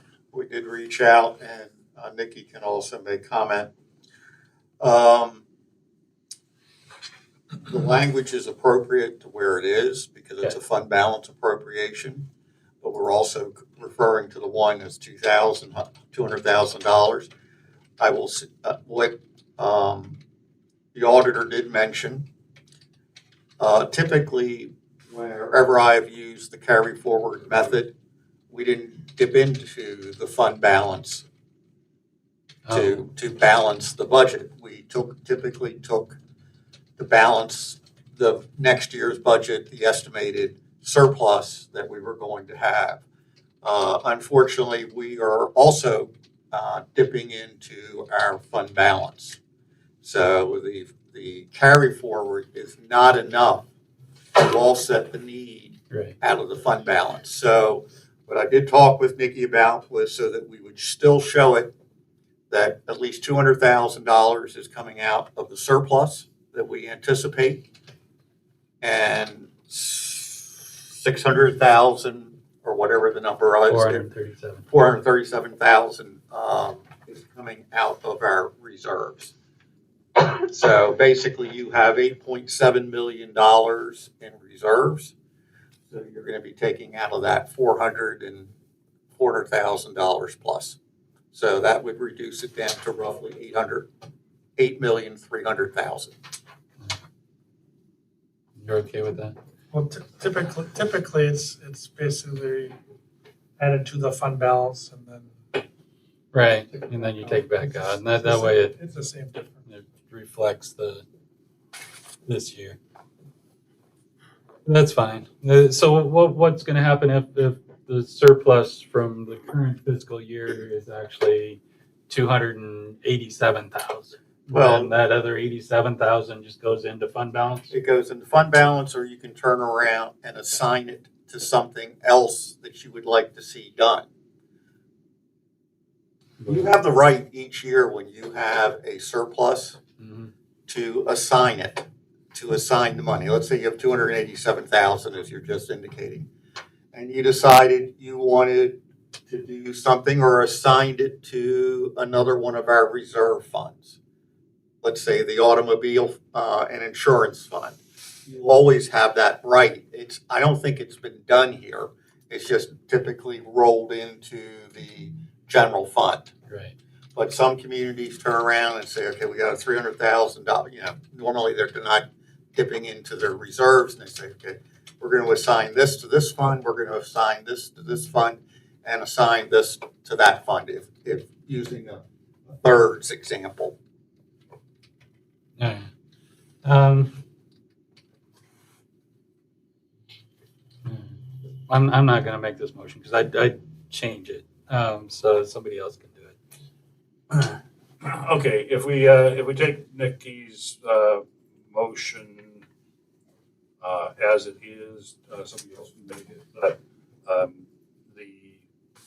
rather than changing things twice as far as the sum in section A of 1A of the ordinance. Just combine it all into If we one. combine it all into one. So a motion then to amend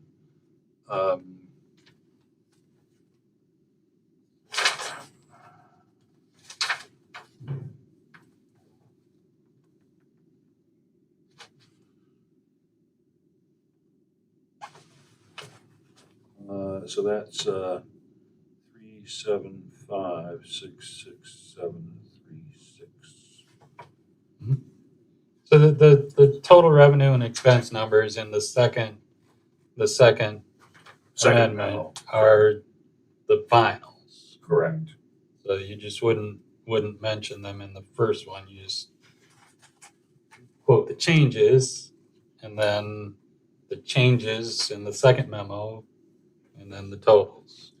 Yeah, I guess the thing is that just where they have the net increase of X in each of them. So if we just added the 270 to the 105, that makes 375, 667, 36. And then a question do we need to do anything with the last whereas on the total assessment valuation? Does that change too, Brian? Total. Whereas the assessor has advised the city manager of the total assessment valuation of all taxable property within the city, said total being 360 million. That did not change by, all the other changes had to do simply with the mill rate change? There are some minor changes involved in that. Okay, so that number is gonna change. Yes. Okay. And it I don't always know it off the changes, and it top of my always head. changes, right? Right? Can I, Yes and no. Yeah, that's. Nikki, did you want to add something? So the new total taxable property is 360,788,535.72. Is that the number we need? Yeah, that would be the more accurate one, Nikki. But then a bunch of the other numbers would change. Well, that's just the value, the property value. Right. That's- But That's then what you that changes what a mill equals, which changes what all of these other things that are itemized in the First Amendment are, the PILT and the real property tax and all of that. So I would just ignore that thing until it's final and you do another amendment later in the year. My memo is based on this On the new new number? total taxable property. Okay. So that does need to be. Okay, so if we have an amendment,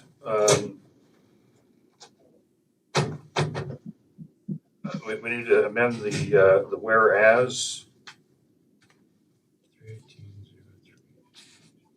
number. We need to change the revenue and expense totals.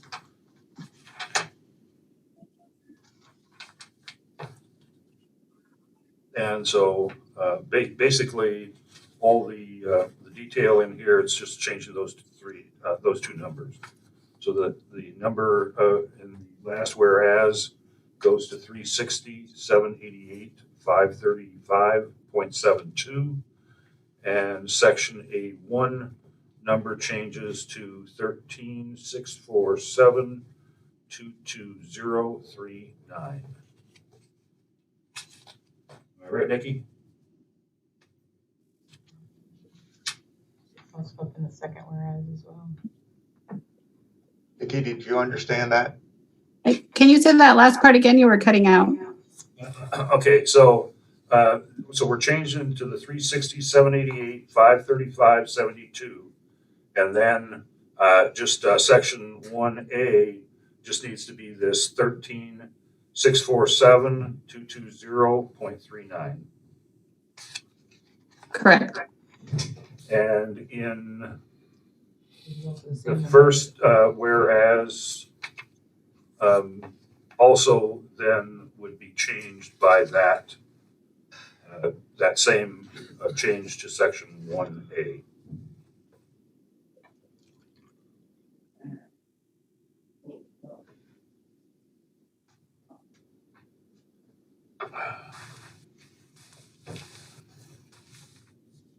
Okay, is there a motion to amend ordinance 210601 to change the two budget figures in the second whereas and section 1A to 13,647,220.39 and the last whereas on the taxable value to 360,788,532.72.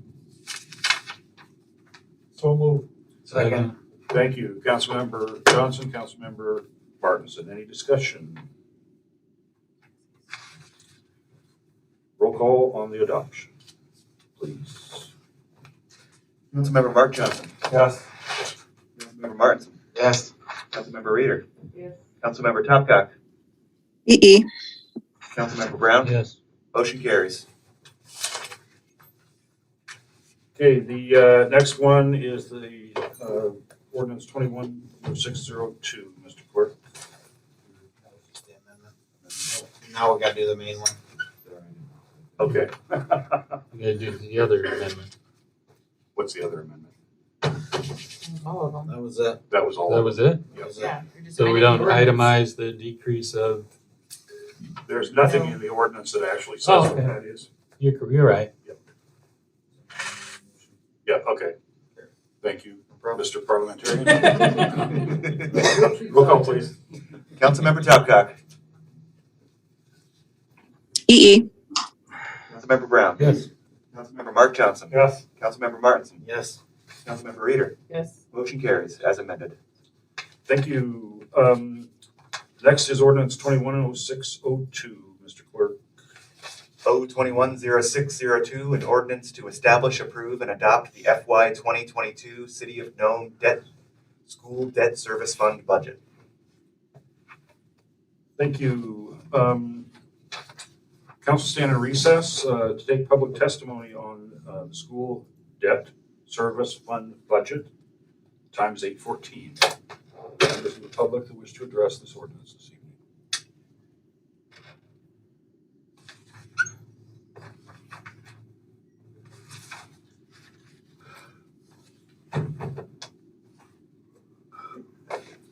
See no indication, at the same time, 8:14, council come back into session. Is there a motion to, so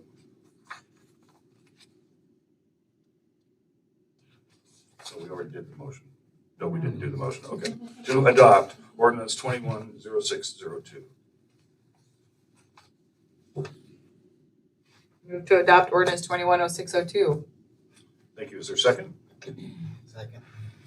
Thank you, Councilmember Reader, Councilmember Martinson. There are no amendments to this document. So it's what we've already seen.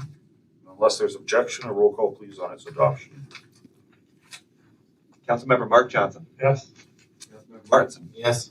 Councilmember Reader. Yes. Councilmember Topcock. EE. Councilmember Brown. Yes. Motion carries. Thank you. Next we have 210603, Mr. Clerk. O-210603, an ordinance to establish, approve, and adopt the FY 2022 City of Nome Special Revenue Fund budget. Thank you. The time is 8:16. The council stand in recess to take public testimony on this ordinance. Are there members of the public that wish to address the special revenue fund budget?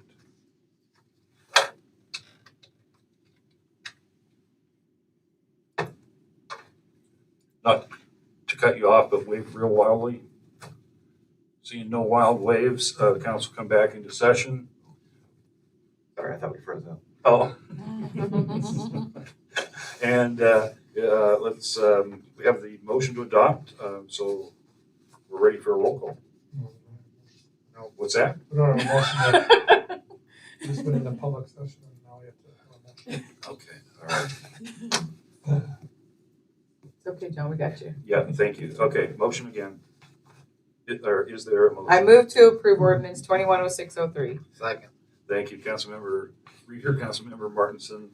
Is there any objection? Seeing none, roll call, please. Oh, please, we gotta have an amendment on this We one. have an amendment on this one, Mayor. I propose to amend the be it further ordained, I believe it's supposed to be $1,091,744.68. Thank you. Is there a second? Second. Councilmember Reader, Councilmember Martinson. Is there any discussion? Roll call, please, on the adoption of the amendment. On the amendment, Councilmember Reader. Yes. Councilmember Topcock. EE. Councilmember Brown. Yes. Councilmember Mark Johnson. Yes. Councilmember Martinson. Yes. Motion to amend carries. Great, thank you. And now a roll call, please, on the ordinance as amended. Councilmember Martinson. Yes. Councilmember Reader. Yes. Councilmember Topcock. EE. Councilmember Brown. Yes. Councilmember Mark Johnson. Yes. Motion as amended carries.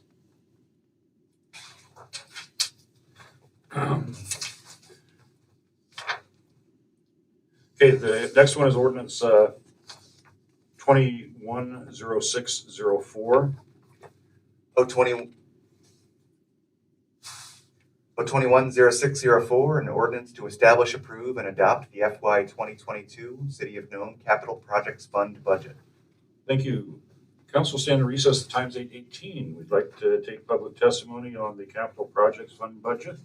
Are there members of the public that would like to address that this evening? See no indication, the time is the same. Council's back in session. Is there a motion to adopt ordinance 210604? I move to approve ordinance 210604. Second. Thank you, Councilmember Reader, Councilmember Martinson. Do we need to amend it because it's numbered incorrectly, or No, you that's just it. do a typo there? That Okay, gets fixed. that's all that needs to happen then. Okay. Roll call, please. Councilmember Topgach. EE. Councilmember Brown. Yes. Councilmember Mark Johnson. Yep. Councilmember Martinson. Yes. Councilmember Reader. Yes. Motion carries. Thank you. Now we have 210605. Mr. Clerk. 0210605, an ordinance to establish, approve, and adopt the FY 2022 City of Nome Construction Capital Projects Fund budget. Thank you. The time's 8:19. Council stand in recess, take public testimony on this ordinance affecting the capital, construction capital projects for the city. Are there members of the public that wish to address this evening?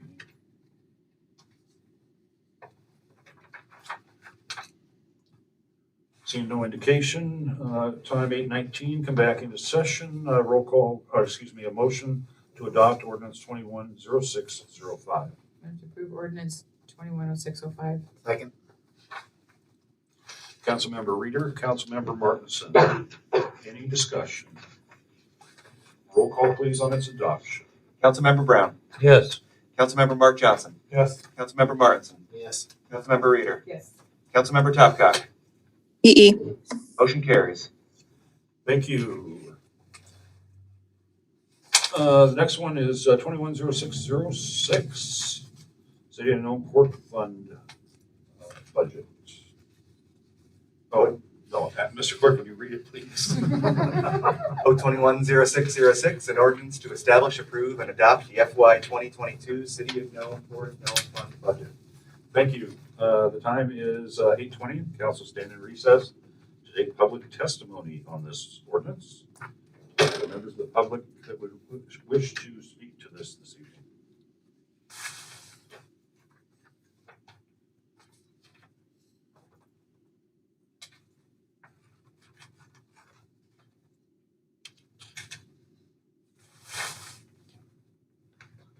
Hearing no indication, time is 8:21. Is there a motion to adopt ordinance 210606? I move to approve ordinance 210606. Second.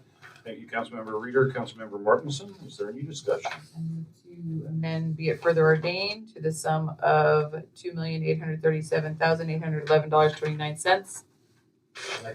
Thank you, Councilmember Reader, Councilmember Martinson. Roll call, please, on the amendment. Councilmember Mark Johnson. Yes. Councilmember Martinson. Yes. Councilmember Reader. Yes. Councilmember Topgach. EE. Councilmember Brown. Yes. Motion to amend carries. Thank you. And now the ordinance as amended. Councilmember Mark Johnson. Yes. Councilmember Martinson. Yes. Councilmember Reader. Yes. Councilmember Topgach. EE. Councilmember Brown. Yes. Motion as amended carries. Thank you. That brings us to ordinance 210607. Mr. Clerk. 0210607, an ordinance to establish, approve, and adopt the FY 2022 City of Nome Port of Nome Capital Projects Fund budget. Thank you. Council stand in recess to take public testimony on this ordinance. Time is 8:22. Are there members of the public that wish to address this evening?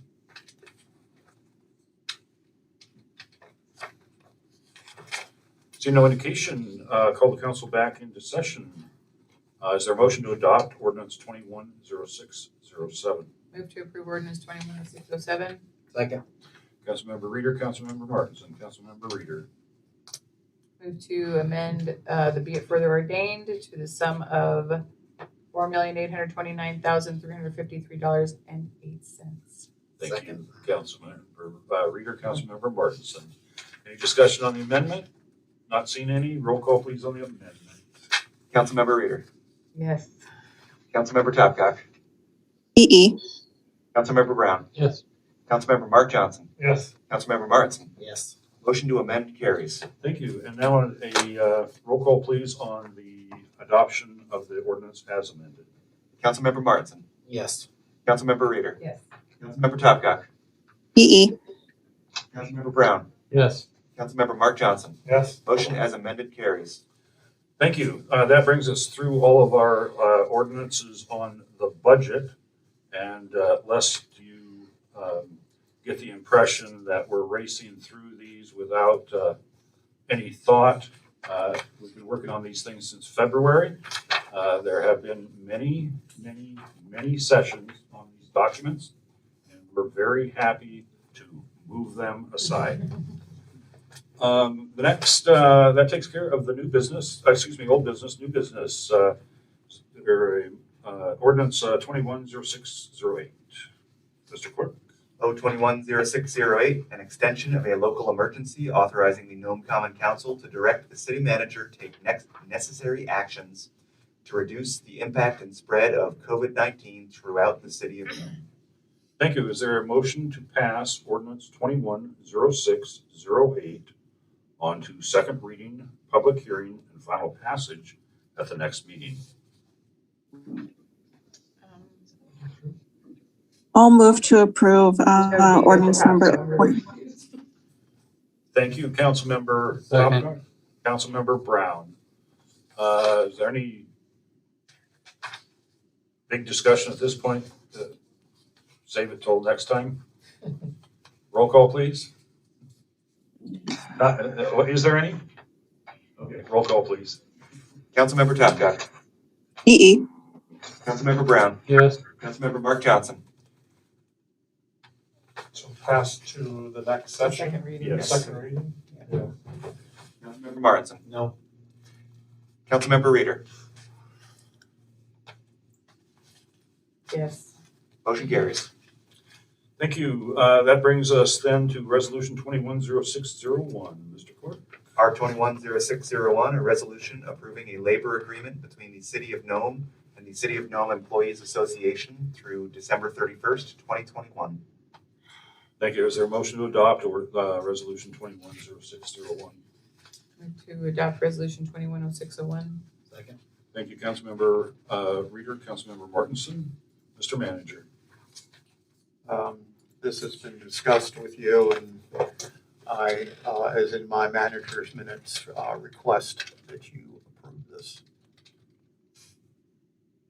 Thank you. Essentially, we're taking this out to December 31, 2021 instead of 12/31/20.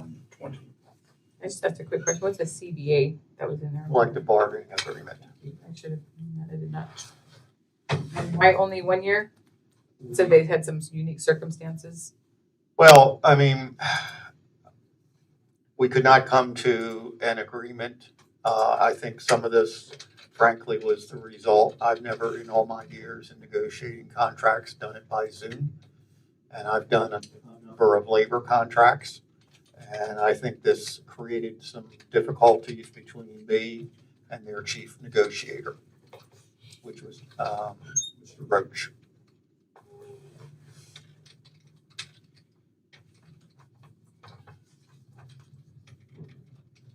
Okay, roll call, please, on the adoption of resolution 210601. Councilmember Brown. Yes. Councilmember Mark Johnson. Yes. Councilmember Martinson. Yes. Councilmember Reader. Yes. Councilmember Topgach.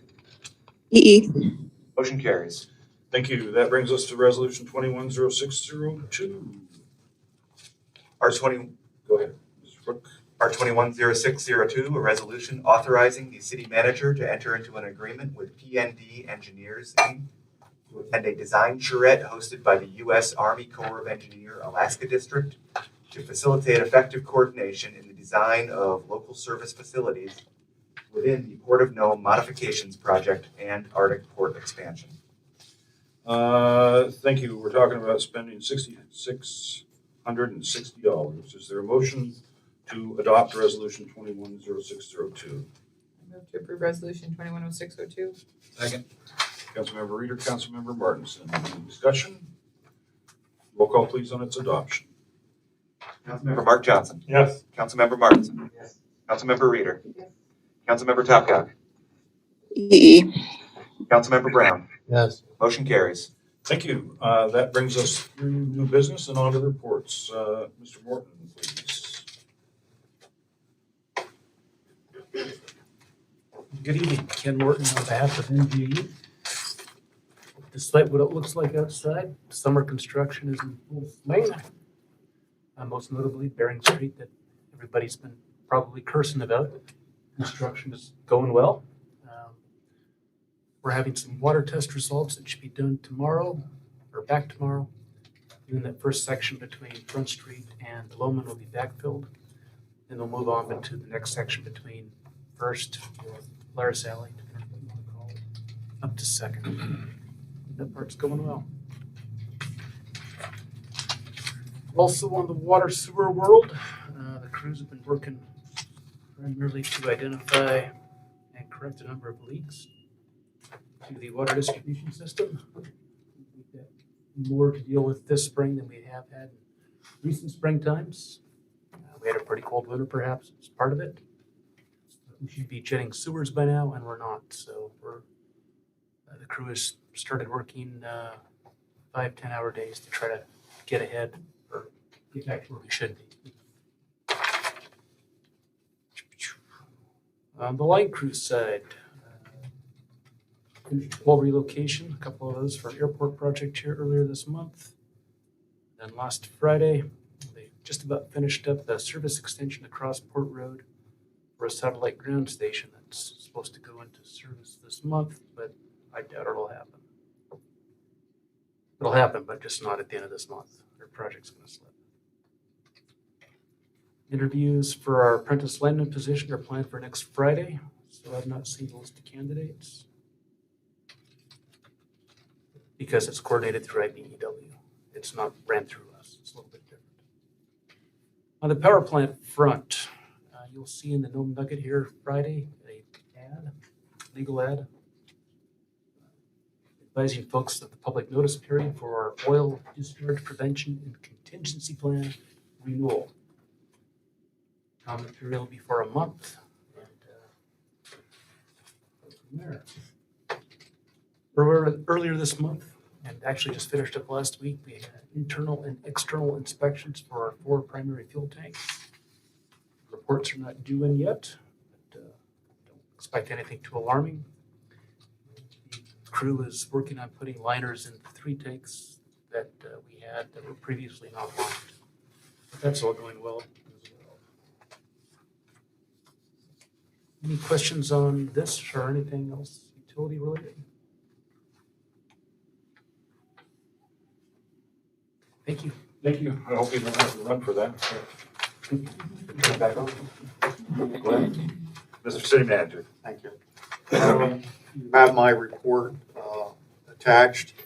The mayor and I did attend a meeting with people. We're trying to make sure we have all the representatives of all the various Alaska Native tribes and business organizations to discuss the culture, the societal culture of alcoholism and in Nome, and the mental health conditions that we see, and try to come up with not a miraculous fix, but something that's going to take years, but somewhere to start. Whether it is through more recreational programs, more treatment programs, job opportunities, everything is out, and looking at potential housing for, I don't want to say long-term, but medium-term for people that need to have a transition house to get the mental health or the alcohol treatment. We still do not offer inpatient treatment in the Nome area. So for any long-term treatment, it means that individual has to leave the city. But still, there is a need of support once somebody does have issues that are challenging them, to have that supportive network to make sure they stay in recovery. Another good thing is the police report. Our numbers are trailing down. While sexual assault 23, which is what we currently look at, is still too many. Those numbers are down. We have started, I should say, the police department has started patrolling West Beach. Their new side-by-side is out there and signage is posted. And we are trying to preempt issues out there. And the chief is here if you want to ask any questions of him on what has been going on. I think we've been out there almost every day. We're keeping a log of what is dealt with out there, and to look at a number of people that are camping on the beach, which is not allowed in Nome, nor leaving equipment on the beach is not allowed. Part of the discussion today also came up, where do a number of miners come up here and they're looking for places to camp, but they don't want to camp out at the snow dump. They want to camp down on the beach. So that's been a discussion the front staff in particular has had when we are in our conversations with these folks. So that is out there.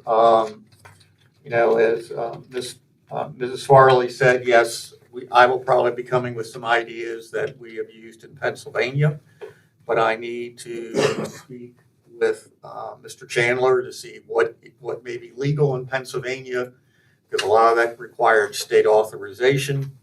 I need to find out if that is legal in the state of Alaska. So, Pennsylvania has a lot of tax programs, incentives, because Pennsylvania also has what are known as 59 cities of the third class, which are urban communities, which are in Rust Belt areas. So they have a slightly different challenge. Other than that, we have talked with the auditor about how much fund balance that we need, and it is going to probably be in the neighborhood of about $3.3 to $3.5 million.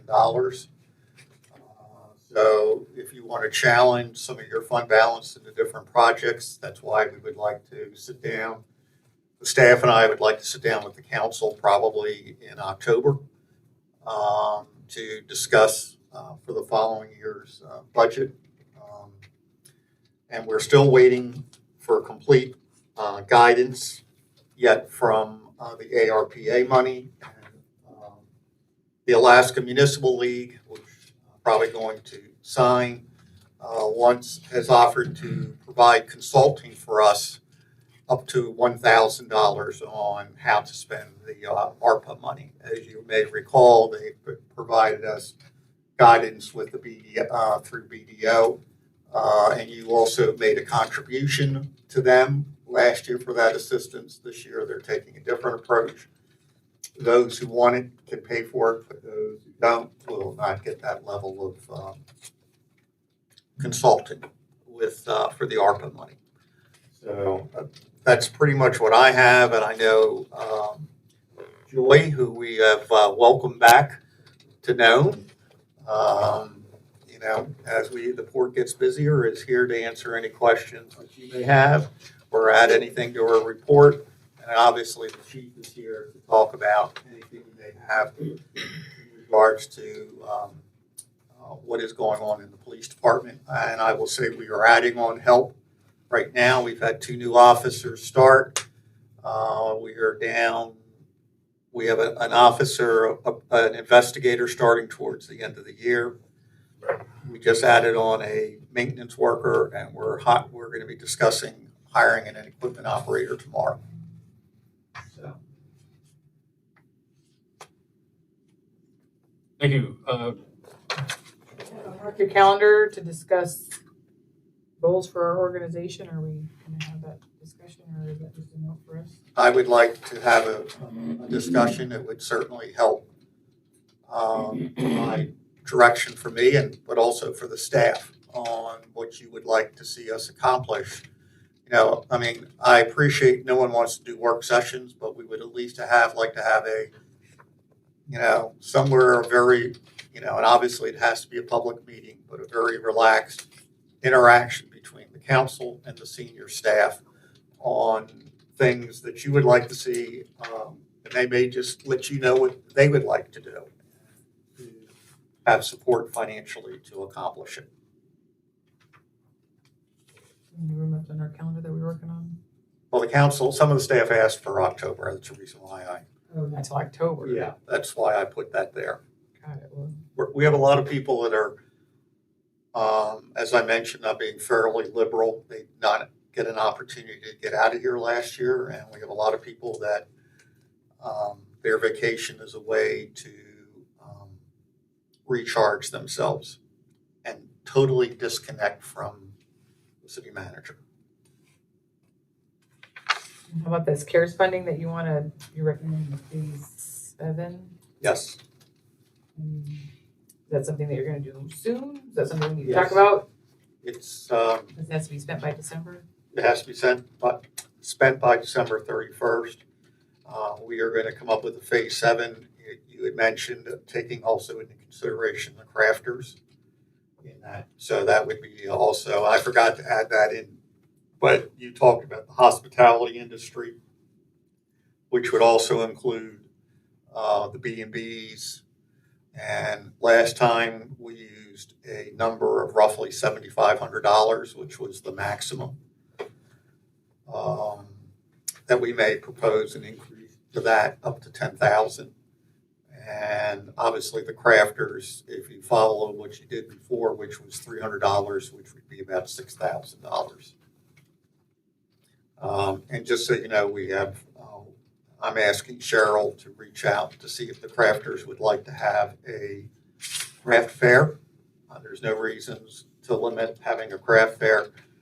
And I probably forgot the big thing from Julie's perspective, but it's also perspective to the businesses. Our cruise ships have canceled out for the rest of the year.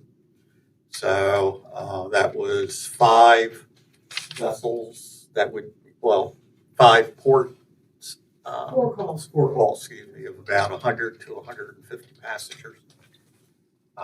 We were holding out hope, but Robin Johnson has informed us that that's not going to happen. It was confirmed by Lucas.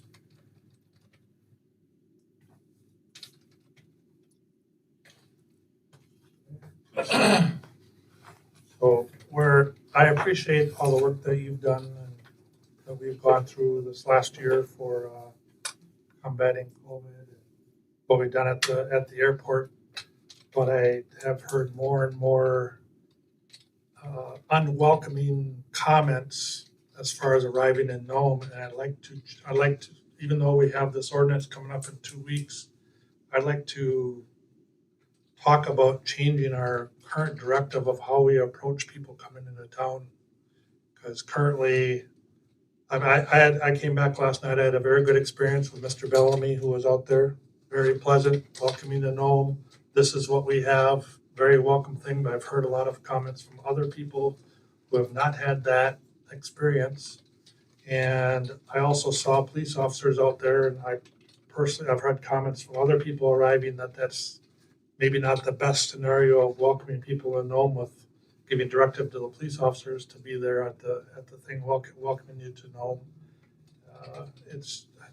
I just don't feel like it's the right way to educate people as to what assistance we might have with the tent or with possibilities of vaccinations or other things here by giving that type of directive. And I also personally feel that we have a lot of things going on in Nome, and for you to be spending your time out there, I think that we have other staff that we could direct out there, that you could direct out there, that would take away from you all the endless hours you've had to put out there doing that as well. Well, I agree with that, and we are, we have added on staff to do that. I occasionally will fill out when there is, like I'll go out on my lunch time and do that, which then I just go get my lunch and bring it back to work. Yes, it is not sometimes the best use of my time, and I certainly would rather be in the office on a Saturday than being at the airport, though it's good for fresh air. We are talking with the hospital to have their people at Ted Stevens, because as you may recall, we've turned over all of our responsibilities to the hospital for checking in, people at the airport, making sure, asking them to talk to folks about why we're doing is the vaccination cards. And sometimes we see great cooperation. Literally, you just watch the people off, and we have the people off the plane and done within 5 minutes. They can't even get the baggage off the plane that fast. We also find ourselves, the only time we have just done this because we have had some, at times, and I'm not sure why, on the evening flight, some very aggressive individuals out there. And sometimes I talk with the police chief. We don't have them during the afternoon flight. There's only been the evening flight.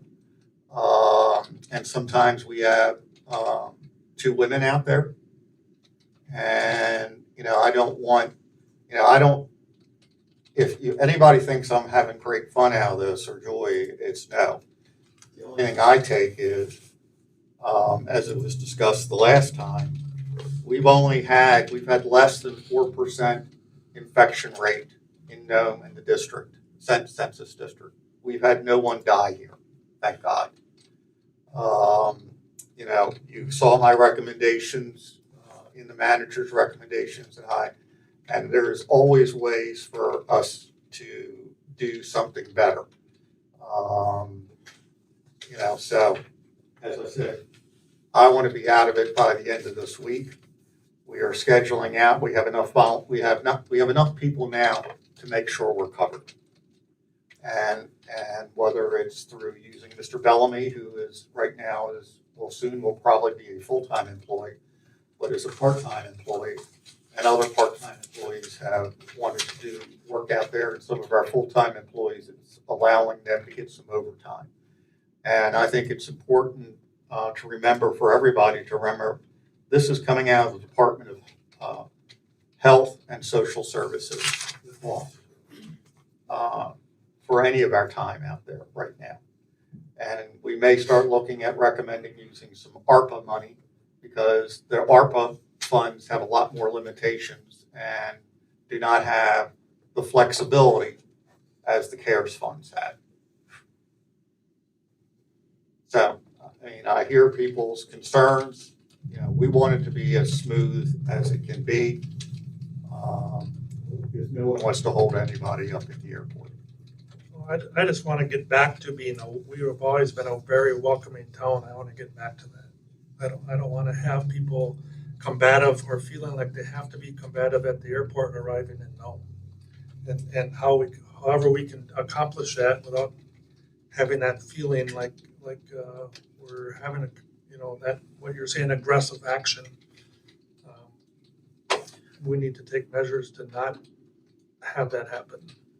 Well, and I think that comes with communicating better, because there are some that believe that since the state lifted their requirements, the local municipalities don't have that right. And that's not what the governor said. Local municipalities that are off the road system can still control entry if they feel it's in the best interest of the community. And there are some, and then we also have people who have very strong opinions about vaccinations and everything else. As I said, I mentioned, I don't know if I mentioned, we had 30 people test positive for reasons that I'm very well aware of, and obviously I can't discuss, but we are still occasionally testing people positive at the airport. And we had one this past week that we were chasing down. The police department was involved in it to try to find this person before they exposed people in the community, because we don't know if people are quarantining. We're not chasing after people to quarantine, but we do get reports back here. And when we do get someone that tests positive at the airport, we want to make sure they're not interacting with anybody in the community. And if they have chosen not to be vaccinated, for those individuals to get sick. But I will make sure that, Mr. Johnson, your concerns are voiced to everybody on trying to be as welcoming as possible. I know that, when I'm there, we always say welcome, we say thank you, we say please, but I know that there are strong feelings on this issue. We had some friends come in a couple weeks ago and they did not meet the person at the airport in Anchorage. The person never addressed them. So how do people like that know what the expectation is when they come to Nome if that person isn't contacting all the passengers that are unaware of our rules? Well, a lot of people still. With police action, because that's what happened. So that's why I'm asking the question. Well, I don't know what the circumstances are, but I will say this. We have had conversations. I know that they have a senior person down there this week looking at how they can improve the Ted Stevens experience. I mean, we go from some flights having 100 people on a flight to having 20 people on a flight, depending on the time of the day. Typically the morning or the early afternoon flights are our heaviest flights. And so it has been strongly emphasized, I can tell you by me, their people need to interact. So we're ready on this end. And I know that the hospital is looking at giving people their testing data so they can just walk straight in and we know who they are.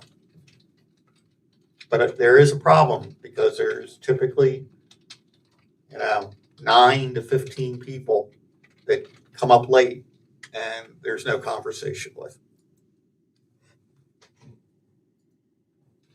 I just came back on Sunday and I was met by the North and South person.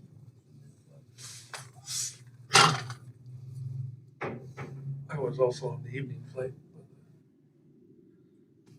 at Anchorage, but that's something, a role they've taken on to help educate people and to pass that education along. And I don't necessarily have a problem with that. I think that's all positive. What I have a problem with is getting met by the police, getting threatened by the police when you get to know the unwelcome feeling that somebody might get to know. I don't want to have that. I mean, I'd prefer not to have that. Okay, and I will discuss it with the chief. I'm hearing the concerns. I will say that I have not been out there when the police officer has been there. So the chief and I can talk about it, because certainly we're not trying to make people feel unwanted here, or that's never been the intent of the staff. I can promise you that. So I'll talk with the chief tomorrow. Thank you. You're welcome. Well, I will say that I've been out there too when there have been police officers there, and you guys have been smiley and welcoming, and not just because you saw me there. I watched you from afar. So thank you. All right. Other questions, or we'll pick them up under? Unless you got any. I'll be quick.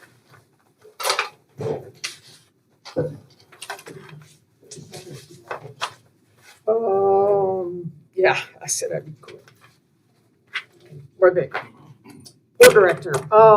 We've been trying to hire a dock watch position, which is one of the few positions that helps the guys with a lot of the labor and maintenance, tracking the vessels in and out of the harbor and where all the land storage is for the equipment and containers and stuff that's on property. We have not been able to recruit anyone. We had a possibility when we first announced it in May, and they took a job somewhere else for much more money, a laborer's position, and we've had no other bites. I'm basically saying this to spread the word. Anybody over 18 that that's looking for work, wants to just work a few months for the summer, 4 or 5 months, work with the boats, ask them to come see us. We could really use another hand in the field. All the maintenance work usually takes two guys, and that pulls Lucas out of the office and Chris, and then no days off, or half a day off when they split it. So, that we'd sure like to fill that position. It's just I know everyone's having trouble filling it. So that's kind of a This is a part-time position, and we are having seasonal. seasonal, well, Yes. Seasonal full-time, right? seasonal full-time, but we're having a lot of trouble filling some of these seasonal positions. And Joy and I were talking today, is this going to be how this is another Chris type of position. He or she works as the dock individual and then does something else in the city in the shoulder season. I don't know what we. And we're even open to taking someone that just wants to work part-time. We'll put them in 4 or 5 hours a day. Just work them in on the guys' days off after they get trained, but it's just not happening. So the Army Corps contractor is out in the water for dredging the channel. You saw him today, he's getting in position. He's waiting for the clock to strike midnight so he can go to work. He can't work until 12:01. He's working on his equipment and getting in position, but he's ready to get started. We saw the survey, he's got some work in the channel to do. He's got a little bit of work inside the channel at the radius and the transition, which transitions to the deep water in the port. 4 to 5 weeks, and they'll be gone. They don't have a 2-month project. So that's good, and that's new. The Corps of Engineers is looking to put out a solicitation to repair the bridge. It's nothing critical, but it's some spalling underneath, erosion in the material, and pitting in some of the sheet pile that's lost the galvanization. They do it about every 4 or 5 years because they can't find a way to protect that corner from the southwesterlies. Probably put it out in September and find a local contractor to do it. That's it's good. The Corps has given us a lot of attention this year, which is a good thing, especially on the dredging side.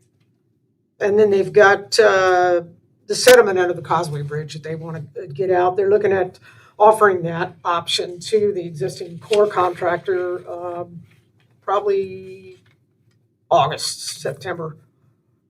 Could be work next year. The city is, we're working with Sitnasock and Bering Straits to negotiate a construction easement for the work. It's like a 3-year easement.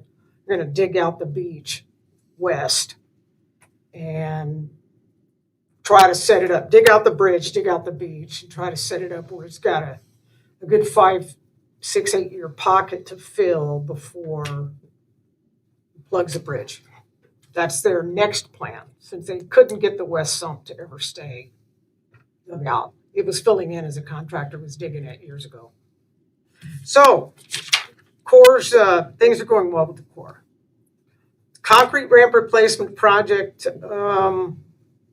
contractors should be doing some site work prep about the 2nd week of July, and they should start demoing in about the 3rd week when they're barges. Port Road Improvements Project, we're giving them final comments on the plans and designs by tomorrow, and they anticipate bidding the work here August, September. We're looking at Port Road construction will be next summer. Let's see, which one? The anodes replacement project, contractor set it up to come up in August, and he'll work around that. what's going on with the docks when the barges are in, and the anodes replaced on the Causeway, City Dock, Westfield Dock, and the fish docks. I'm sure I missed something, but there's always 55 other things. There's no questions. Any questions for Joy? It's always nice to be back home. Welcome back. Just don't tell it. Okay, moving on then to citizens' comments again. Other members of the public that wish to address the council at this time. From the podium, state your name for the record, and if possible, limit your comments to 3 minutes.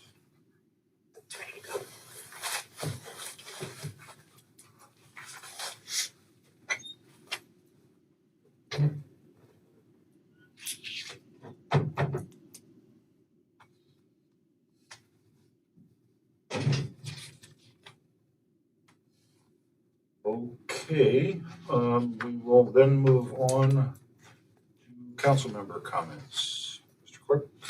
Councilmember Mark Johnson. Without being a broken record, we're gonna have a work session about it, but I'm still interested in having the dollar for dollar tax credit. And what I'm hoping that Nikki can maybe look into with Glenn is the possibility of since it's not part of our operating budget, to possibly designate some of our landfill replacement fund that we are overfunded in potentially. And maybe look at that as when we have the discussion. That's all I had. Thanks. Guys, appreciate you having sat here, but Glenn didn't call on you and I skipped over. Chief and Assistant Chief. I don't have anything to offer unless you ask. All right. Sounds good then. Thank you for joining us. Next on the list then. Councilmember Mark. I have nothing. Councilmember Rader. Just want to say congratulations to Josie Burdon again, and we sure missed her at the school. I know. I'm glad to hear she's going back, and it's definitely a well-deserved citation. Hope everybody enjoys Midnight Sun this week. Get out and enjoy the sunshine that's supposed to show up tomorrow. It says on the news forecast. We'll see. Lots of good activities. Lions Club's doing their chicken feed again. John graciously got us lots of chicken, so we'll be out there selling chicken here soon at the end of the week. And raft races on Sunday. So hopefully people are out there building those rafts to get out there and have some fun and bring back a great community event that people seem to enjoy a lot. I hear there's going to be some people out there trying to get the Howland Dogs first place trophy from them. So we'll see what happens. And then good luck to all the entrepreneurs. Lemonade Day is coming up and on the 26th. So I wish them all luck in their endeavor. Thank you. Councilmember Topcock. Yeah, Corona. Also, just want to congratulate the Doak. I was so happy to see that citation. It means so much to me, and it's hard not to get emotional thinking about how much work she's done to preserve our languages, despite all of the attempts to strip us of that, and to strip us of our culture and of our ways of life. Because really, these are our healthy coping mechanisms. This is how we heal from all of the trauma, generations and generations of trauma that our community and the communities around us in this region across the state have experienced since contact. And so I'm so grateful to Jatok and all that she continues to do and bringing language and giving that gift to our youth, because I see how hungry they are for it and how beautiful it is to see them speaking our language again. And this kind of leads me to,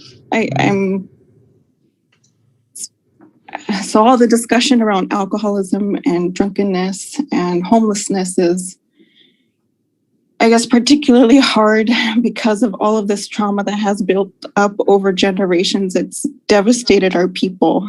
And so I hope we can just continue to have grace and compassion for our relatives who struggle with these mental health and substance misuse crises that we are experiencing. Those are our people. Those are our relatives. We need to take care of them, just like our ancestors have done their best to take care of us. On a lighter note, I just wanted a quick update. So the Alaska Municipal League Board of Directors met. We had a strategic planning session a couple weeks ago in Anchorage, which was a lot of fun, really exciting to see people in person again. I really enjoyed, we had some good conversation about how municipalities and tribes can be good partners, good stewards of our communities, talked about a lot of how we can support our smaller communities, the smaller villages. And then the Conference of Young Alaskans, the application deadline did close recently. We were a little bit shy of the 55 youth we were hoping to capture. But I'm super excited that we had six of our youth in our own community apply. I think proportionally we were one of the bigger groups of applicants. So I'm really proud of Nome, really proud of these youth. So shout out to our youth rep, Zoe Oklazik, former youth rep, Molly Kennick, Allison Binky, Sarah Byoff, Owen Hebel, and Caitlin Smith. They will be our delegates from Nome, which is really exciting to see Alaska Native and Nome representation, especially thinking back to the original state's constitutional convention, which this conference is modeled after, which only had one Alaska Native delegate of the 55, and only 6 of the 55 delegates were women. So it's just really beautiful to see our youth and our young Alaska Natives rising up and taking on these roles. So koyana everybody, and yeah, that's all I got. Great, thank you. Councilmember Brown. I have nothing. Okay. Thank you. All right, just a couple of quick comments. Glenn mentioned in his report the Department of Health and Social Services, or Human Services, whatever it is, state looking at EMS operations in the state of Alaska. They've been hired to run around and find out what's going on and what might be broken, and what recommendations they might be able to put forth to the state to continue to have a EMS system that works, and reinvigorate and recognize the contributions that it does make to a community. Thank you to Cheryl and Glenn and Public Works and everybody for helping with the spring cleanup.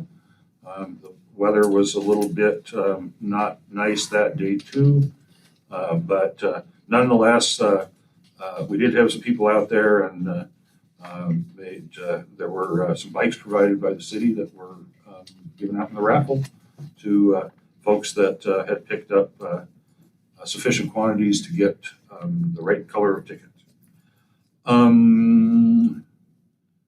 Mentioned earlier the discussion, and Glenn did too, that we've had just with the members of the community, various organizations here, with regard to homelessness and alcoholism. And everybody realizes that it's, we're not, there's no way to, I used the cookie example, which probably wasn't the right one, but it's a big cookie, and we are taking, can only take a small bite and one bite at a time. And hopefully in that process, we get close to the whole cookie being gone. And it's multifaceted, but I think that folks being willing to get together and come up with some positive and maybe some off the wall and out of the norm suggestions for it. We are moving in a positive direction in the discussion, so we hope we can turn that into an action plan. And Jennifer mentioned, the Councilmember Reeder mentioned the Lemonade Day, as well as Midnight Sun, and whether it's Midnight Liquid Sun, there will still be people around doing things, and I'm going to put 25 cents in the brag jar or whatever that they do at Rotary and say, the chicken sales start Wednesday, Thursday, and Friday over in front of the breakers, as per usual. So, Mr. Mayor, if you don't mind my interrupting, in any community that I have ever worked in, the mayor is always responsible for the weather. okay. So we may call this liquid sunshine. All right. Very fine. With that, I think we're ready to get out of here. Thank you all for your time and attention. Thank you to the public for showing up and watching the circus. And we are going to adjourn. It is 9:08. See you guys tomorrow morning. Thank you. Thank you very much, Nikki. Do you have office time? Or are you like slacking? I always